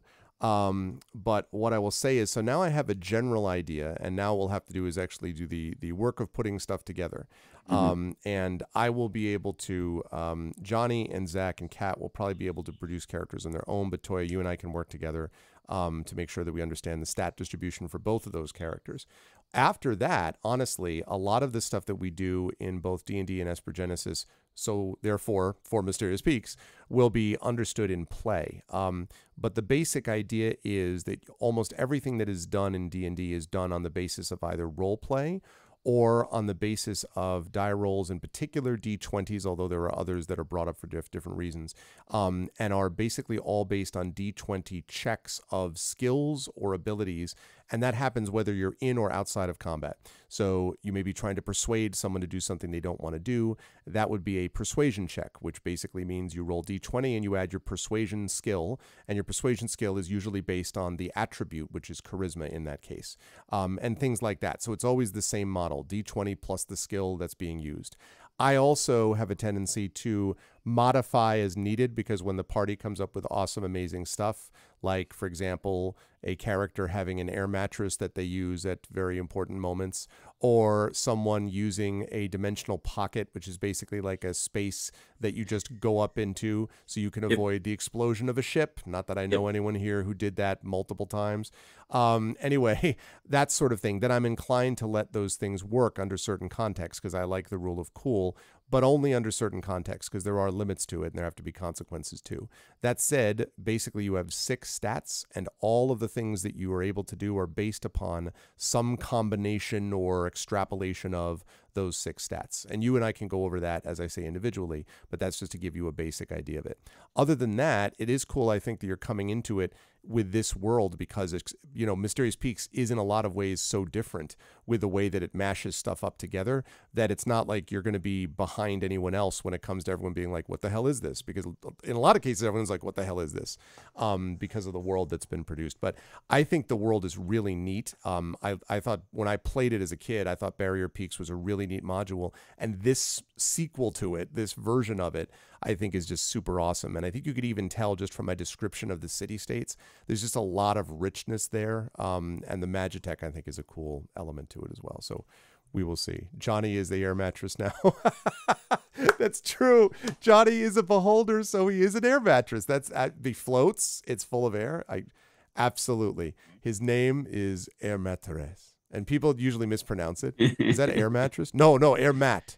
Tress. It's common. Air mat tress. Do you know that one of the major characters, by the way, that you get your one of the major NPCs in the adventure you're about to do, his first name is Tren?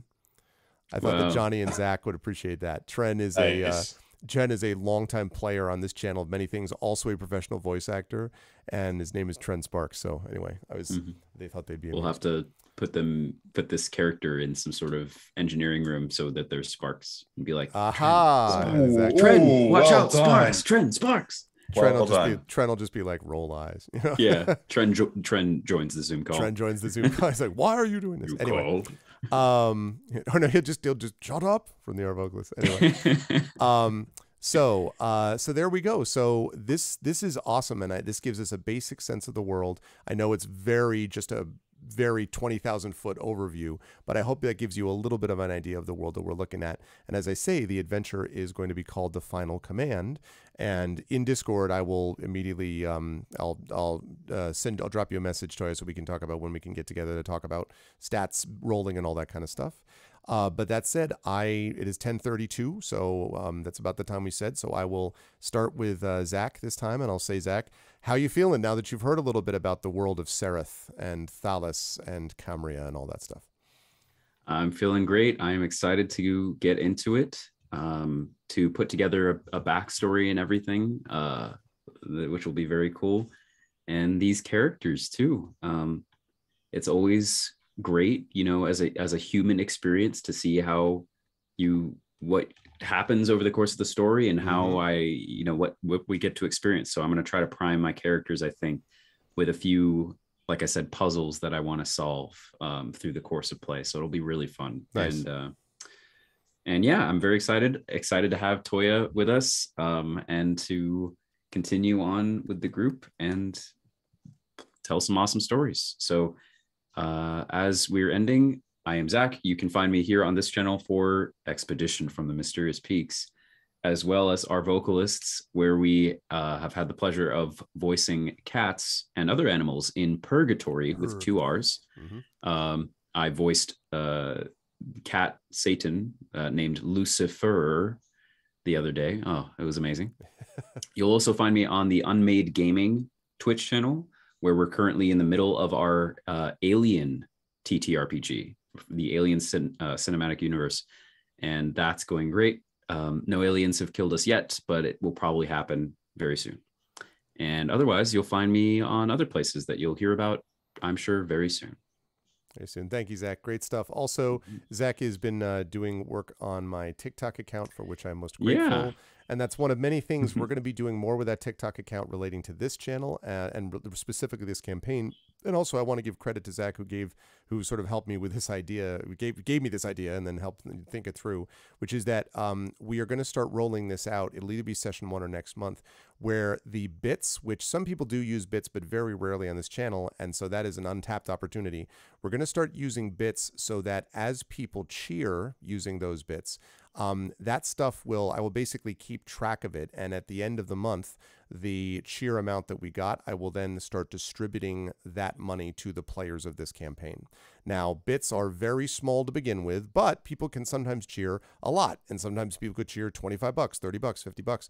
And the idea is to do this so that we can find another way. I've been trying to think about it for a while to start paying the players in this campaign. I've told my other players in my other campaigns about this, because what I want to eventually do is to roll this out to all those campaigns. Some people who do not want to get this payment, by the way, are free to just put it back into the general channel fund, in which case that just goes to covering like the overlays that you see before you and things like that.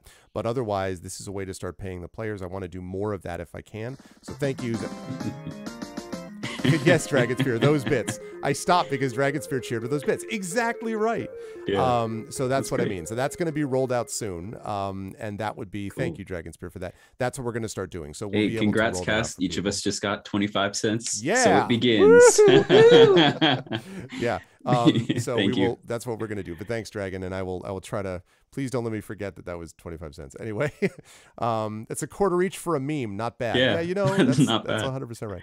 Anyway, and Kat's not here, so maybe it should be 33.3 cents. No, anyway, I think, yeah. I'm just joking. Okay. No, hold on. The one thing you need to do, even though everything else is happening, you do need to include yourself as a part of those bits. I'm not going to accept any bits without you including yourself as part of the breakdown. The only thing is that because I have a channel Patreon, I didn't want to think that I was double dipping. That was my only concern. You know, I mean, like, and I mean, truthfully, I want to, so yeah, 20 cents, I guess, Wayman. I don't know. We'll talk about it, and sort of see what we want to do, but a lot of the things we're doing in this campaign, we're starting to roll out as something which I may eventually bring to all of the other campaigns that are more established and running for longer. So that's the reason I'm doing it. And this is the best time to do it. This is a cool new system, new campaign. I figured it was a good time to do it. So thank you, Zach, for those ideas. And I will continue to consider more of them as we go through. Okay, as I said, Kat's not with us, but Kat Rambo, you should all know, former president of SIFWA, amazing author, all-around great person, runs the Rambo Academy for Wayward Writers, just released You Sexy Thing, which is a great book. You will see Kat back here with our session coming up in a couple of weeks for the premiere, the full official premiere of Expedition for the Mysterious Peaks. But next up will be, I started with Zach, so next up I'll do Johnny, because I'll finish up with Toya. Johnny, how'd you feel about today? And how do you feel about this new world/campaign and stuff? I think that Rich and team did a fantastic job in giving you a playground for us to play in that reminds me of a lot of other pseudo-technological fantasy settings. Like there's some Final Fantasy going on here. Yep. There's some elements of various sort of campaign settings that have been tried and played with. There's a bit of Eberron in here. Yeah, Eberron. Yep. Yeah. There's all those neat elements of it, in addition to the sort of like space opera sort of things to play with. The thing that's reminding me most of it, actually, based on the way things kind of look, is it's got a very World of Warcraft kind of a feel. Yeah, that's true, actually. There is a little bit of that. there's this, this sort of like element that feels a lot like that. And so, I'm looking forward to figuring out, the corners and figuring out all the nuances and the cultures and everything else. This seems like a lot of fun. So, I'm really excited about that specifically. I step back and I look at what I did with the Beholder. I just started pulling up a bunch of information. Wow. We all need to sit down and just kind of, workshop this a little bit on the back end, because there's a lot. You say Beholder, I say Nerf holder is what we're talking about here. Nerfing the Beholder. Oh, no. I'm not even talking about like powers and abilities. It's like, I'm not even sure how to do a base stat for this particular character without like taking it back to like square one kind of a thing. Right. So I feel like there's a lot of mechanical cool. We'll have to work it out. Yeah. There's a lot of mechanical things that we'll need to do. So absolutely. It's true. But yeah, that's true. Sorry, says, I love how I said I don't want to get too weird. And Johnny's like, I would like a Beholder. I would like a baby Beholder. Yeah, basically. Look, you know what? My original concept was to actually do a Paladin Kender, and that felt great. But then, the Beholder idea came up just at the last minute, and I was just like, yes, let's try. Right? Okay, fair enough. You will find me here in a couple of weeks when we do our session 1, and I actually will be doing some character creation stuff specifically for this campaign, and I will be starting that on Thursday on my own channel at 5 p.m. Eastern. So I will be doing that. Some announcements will be coming out on the social media, but I will be coming back to streaming, and it will be starting with this particular set of characters and some playing. So that's super cool. That was your announcement. I'm really glad about that. That's cool.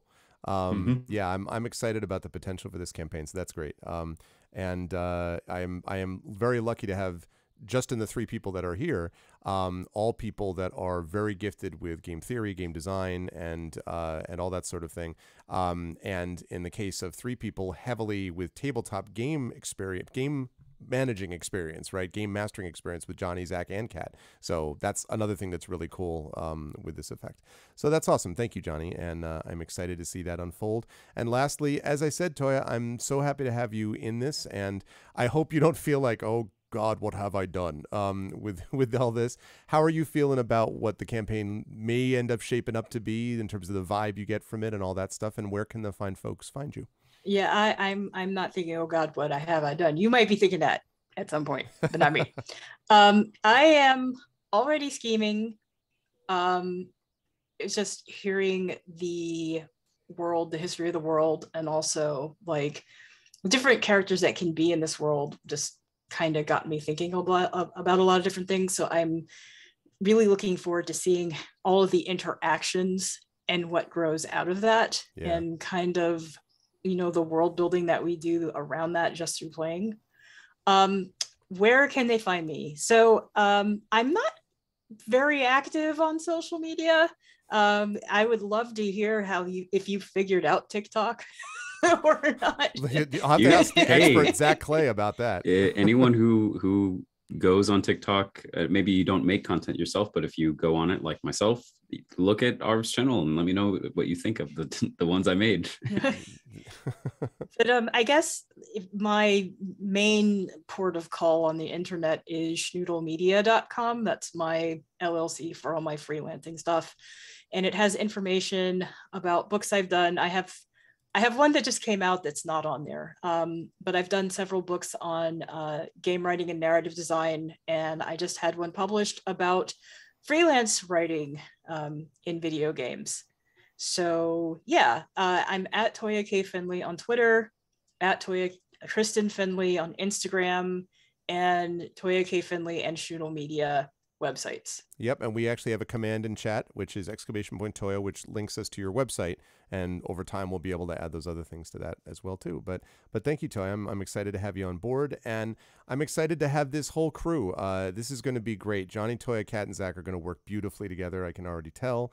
And it's going to be wild and woolly, chat. I have once again elected to begin a campaign where it's just like the world is forming around you as you create things, and I'm like, All right, then. Let's make this happen. But I am very excited for it, Chad. I hope you are too. I have a feeling that this is going to be great. And one other thing to note, by the way, which is that going forward, both this campaign and my Eberron campaign will happen on Saturday evenings. Almost always. There might be an occasional once in a while if we have to, but we're going to be trying to stay on Saturdays to the extent that we can. Which means that that'll become sort of our prime real estate for that. Fridays we're definitely going to use for other things, including Speculate shows, Court of Blades, which is just launched, starring me as a player for a change and things like that. So there's all these things going on the channel, but Saturday is normally when you'll be able to find us. So I think it's going to be great. And yeah, and I'm excited and I hope folks will spread the word. But I'm going to let these folks go and thank them for being awesome and amazing. And as I say, Toy, I'll drop you a line in Discord about the getting together to talk about that. But otherwise, I will see you folks in a couple of weeks for the premiere. So thank you as always. Check, we get some love for Johnny Pittman, for Zach Clay. Check out Cat Rambo's stuff. You'll see Cat Rambo in a couple weeks. And of course, Toya Kristen Finley as well. Good to see all of you. Thank you, players. Thank you. Thank you, players. Bye. All right. So there we go, chat. I am very, very excited about this campaign. As I say, there's something about the mashup quality of it that I really like.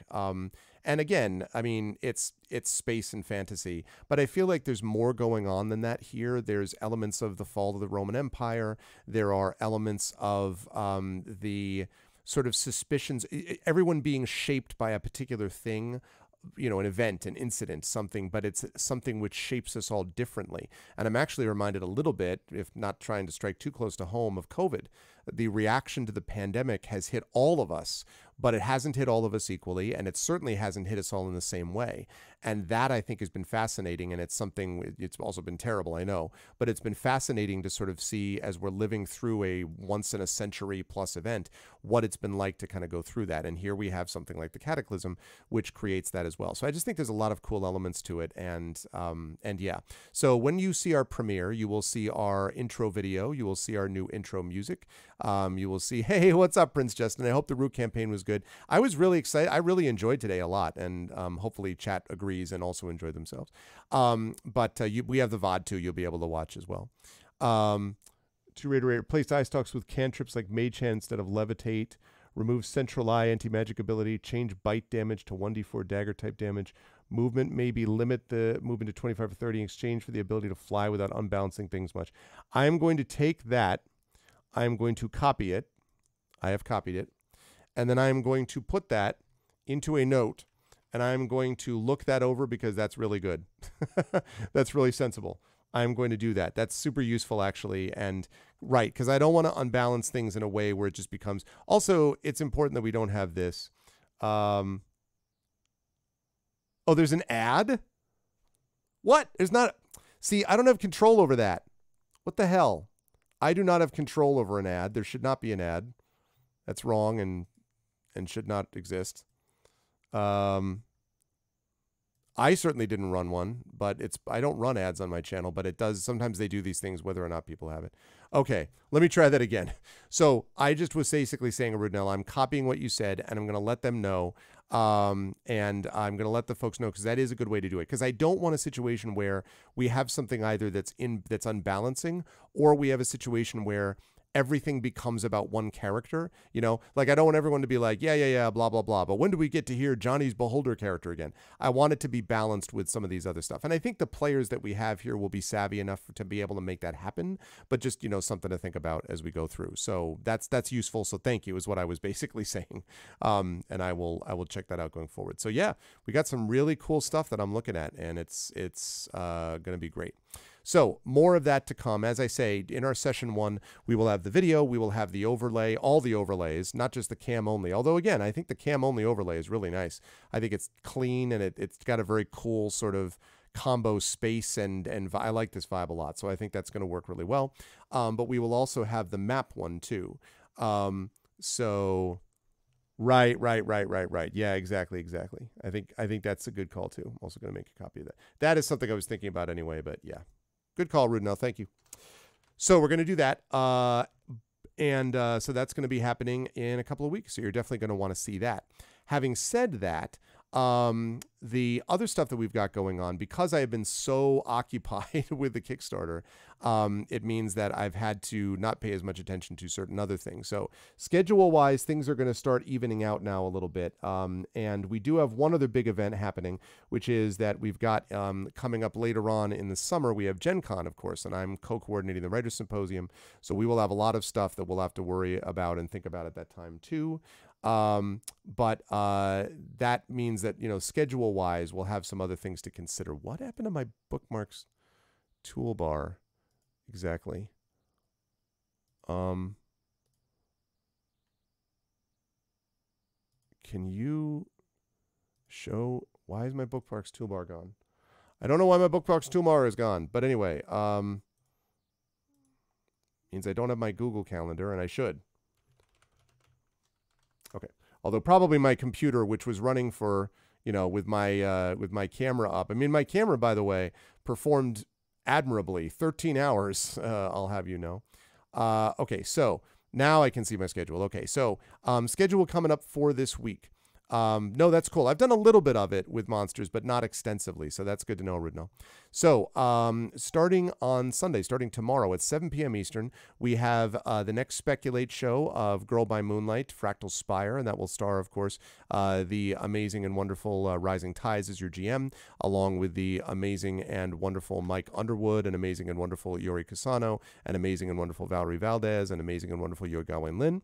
So they will all be with you as we continue on with that Speculate campaign. Then we'll be off on Monday. On Tuesday, we have the Patreon Field Chat Chosen Game of the Month, which I believe ended up being, I need to check this to make sure. I believe it ended up being, this vote is already done, so it's already locked in place. Yes, the Turing test. So it's the Turing test that we're going to be doing on Tuesday. Then at 4 p.m. Eastern, we will have not Talisman Adventures, actually. Let me make that correction, because Talisman Adventures is not happening this month because of schedule conflicts. So it will be more Solasta, the Lost Valley DLC. So we've got that going on Tuesday. And then we're off Wednesday, Thursday. Friday, the 22nd, will be more Triangle Strategy as we continue to head into what is probably moving towards the home stretch of that game now. Saturday, the 23rd, we have D&D with Infinity and Beyond. 1 week from today, Eberron. Sunday, the 24th, should be Sound Clash, the Clampdown. And on Monday, the 25th, we have got Brindlewood Bay. Now, if any of you watched yesterday and saw the incredible event, Brindlewood Bay is the one where I was playing a little old lady who had an affinity for Knight Rider, basically, and that was happening. So that's happening on Monday, the 25th. And it is with Sharang Biswas is going to be your GM. So that's going to be great. I'm actually super excited about that. And it's going to be to benefit not what I have on there. They have a new thing that they're benefiting, which I think is national abortion rights. But we'll talk about that on Monday the 25th. So that's happening Monday the 25th. So you will get more Brindlewood Bay.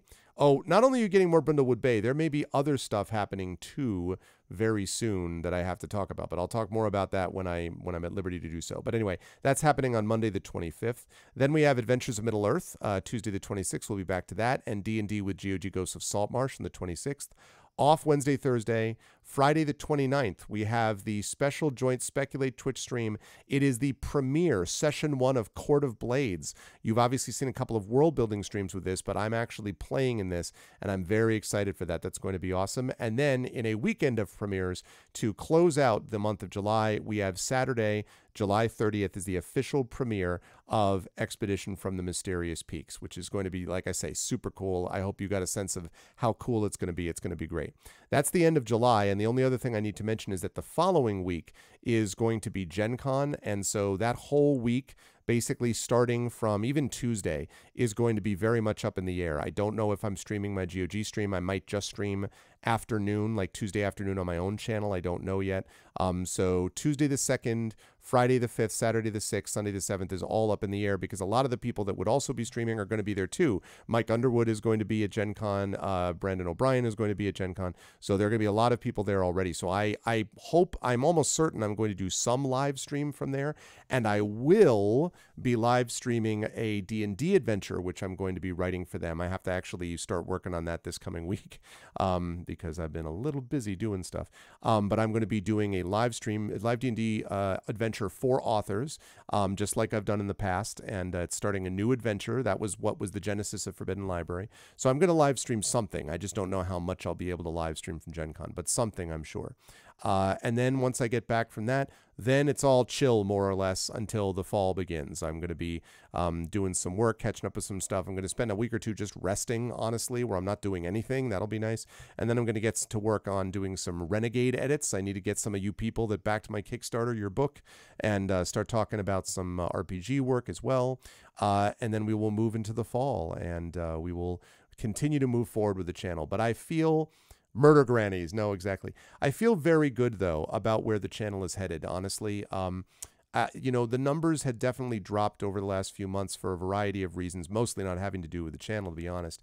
But I think that we really saw a surge again, not just because of the event we did yesterday, but just general levels of vibe and interest that I've seen. And I think people are really excited now, turning back to things like this, either in certain cases as escape or as inspiration, ways that they can do things outside. So I'm excited about that. And obviously the channel was hugely important for Greyshade. And in answer to the inevitable question that I have been asked before, 100% Greyshade, once the RPG is finished, will be a campaign on this channel. I'm not an idiot. I am definitely going to do that for sure. And I will, of course, have a amazing cast for you when we do the Greyshade 5e game, which will be coming. Now, the official date is going to be next year is when that game officially releases. So it does not release this year. So, you know, but I'm going to try to get something that'll be in a workable rule set so I can get something running in advance of the official release of it, which will be just fulfillment for Kickstarter backers, but also releasing it to stores. Like, I want to sell this. I want to be selling this at places. You know, I want that along with these books. I want to make some money for me, and partly so that I can help fund other books that I sell. And I want to produce it so people who didn't support the Kickstarter or, you know, weren't able to or didn't know about it get a chance to play it. I want lots of people playing this. I want lots of stuff happening. So it's going to be great. And I'm excited for it. So for those of you who are new to the stream or know about the channel but are only starting to hang around here more, welcome. We love having you here. Welcome to the Arvanauts. I have the best community on Twitch without question. And for those of you who are veterans of the stream and have watched for a while, you all know how I feel about you. You are the best, and I'm so grateful for all the help that you gave with the Greyshade Kickstarter and helpful for your support. And I'm really excited for campaigns to come. Like I said, Expedition from the Mysterious Peaks, Negocias Infernales is going to start happening regularly with Carlos and Claire. That's going to be happening, and I'm very excited for that. We'll have some Infernal Salons as part of that too.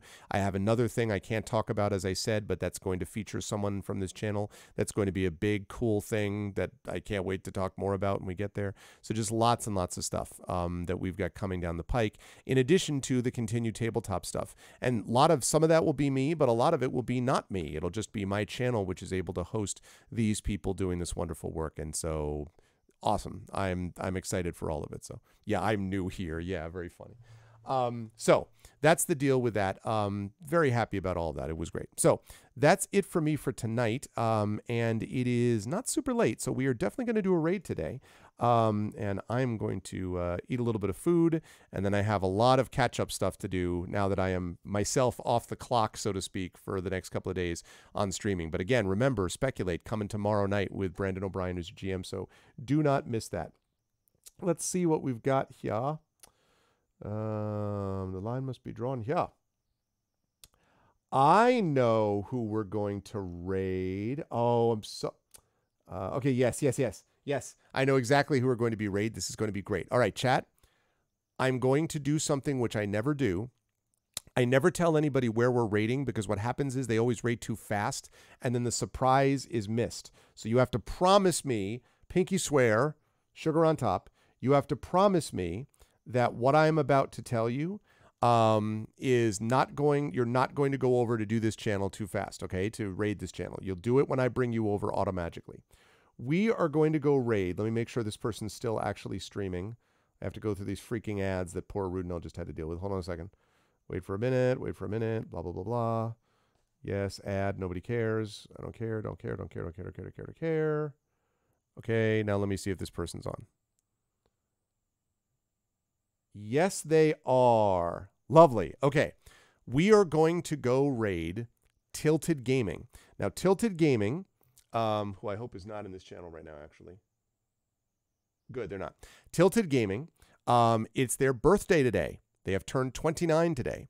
So we are going to do something a little bit different. Instead of doing our usual, we are going to do something added to it. So you're going to raid. The way this works is like this. Arv raid. Uh-oh, is Arcanus bot broken? No, it's still there. Oh, there we go. All right, it's there. It's there. So I don't know why Arv raid is not there though. Hello? Oh, there we go. All right. So when we do the raid, it's going to work like this. You'll do the Arvanauts have landed, but instead of doing the Twitch raid, I want you to say, what's the best birthday cake icon on here? Something. Oh, it's birthday. So the Arvanauts have landed, followed by birthday. Okay, that's what I want you to do. And if you're a sub, you can do the same thing, except you can throw in some Arvany roars around it, like Arvany roar, Arvany woe, or whatever, and then birthday added into that. But Tilted Gaming is good guy, longtime viewer, and I haven't rated this person for a long time, and he's got one person watching him, and it's birthday. So let's go and give him a good birthday, all right? As soon as I do this raid. You know how to support the channel. Please follow the channel. Check out the YouTube at !ArvTube. Sub to me over there. !ArvCord is the Discord channel. Please join our Discord. !ArvTweets is my Twitter. Please follow me over there. !ArvTrayon. Well, actually, and so Discord, and then the website is arvaneleron.com. !Arv Shop is my merchandise area. !Arv Trayon is the Patreon right there, which really does help the channel. Please support if you can. Subbing to the channel really helps, so please do that if you can. And also, of course, Icarus, my Icarus graphic novel from Athos Arts. Library, my Tales and Tomes from the Forbidden Library. My 5e adventure and sourcebook from Alligator Alley Entertainment. And Grayshade, which right now is pointing to the successful Kickstarter, but soon is going to be pointing to where you can get that Grayshade book, and you'll be able to get the RPG and stuff like that too on BackerKit. So I'm so excited to be able to not have to say Grayshade KS, but also to do that knowing that we did actually fund. It's going to be awesome. So that's the deal with that. Last but certainly not least, BLM, Black Lives Matter. Very important to affirm and assert the significance and importance of Black lives. Help Now, the World Health Organization page on suicide prevention. Very important to reach out to others when you need help and to reach out to others when they need help as well. And of course, Ukraine, which is a link to places where you can actually support the Ukraine who are fighting against an illegal and illegitimate war. And this will be an opportunity to actually help by stamping up and helping people who are fighting against this devastating war. Even if it's in a small way, it's still in a valuable way. So let's make sure that we do that. That's going to do it for me. I will see you folks here for the Speculate stuff tomorrow on Sunday, and then back myself in this chair on Tuesday for the Turing test as decreed by chat. But once again, thank you so much for the Grayshade Kickstarter support. Thank you so much for being with me this time. And thank you for joining me tonight for our Session 0 of Expedition for the Mysterious Peaks. It was a good turnout for that session, and I'm hoping we're going to get some good stuff going forward. So thanks, everyone. Much love. And they never declared war. They just invaded. Yeah, well, right. It's a terrible action, which is basically an undeclared war, which is even worse. So, but that's going to do it for me. Much love, everybody. I want to thank everyone who made this awesome. Thank you to my wonderful mods, Rudinell, Dragonspear, Hillness, Triffity Mats, Rock God, The Rising Ties. Again, thank you so much to that group, including the super generous people who were so supportive of the Kickstarter in multiple ways. I see all of you. Thank you. Thank you as well to my wonderful subscribers. Thank you to Rudinell, Dragonspear, Hillness, Triffid, Rock God. Thank you to Ballsteg, to Critwitch, to Arenth, to Caro. Oh, good to see you, Ballsteg, too, by the way. Thank you to Prince Justin, of course, and thank you to Waymond Wolf. And thank you to my viewers. Thank you to Zerasupa. Thank you to 420. Thank you to Alexis. Thank you to SM Casa. Thank you to Be the Wonderland. Configuration Queen. What's up, CQ? Thank you to Syndica. Thank you to Garlic Tofu, who's a mod, and I don't know why Garlic's not showing up there. Thank you to Harlequin. Thank you to Koala Man. Thank you to Lana Ray. Thank you to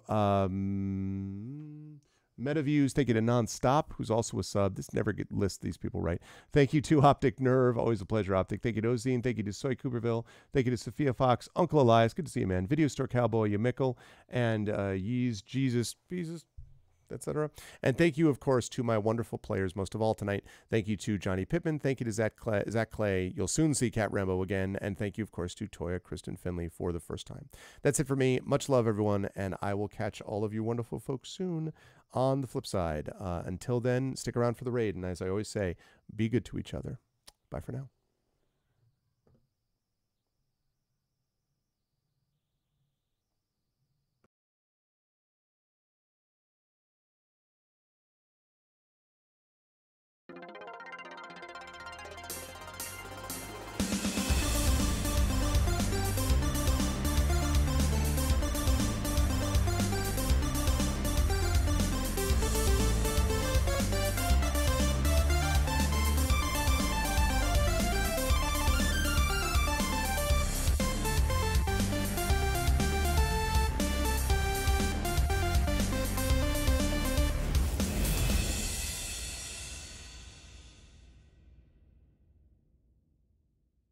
Ha!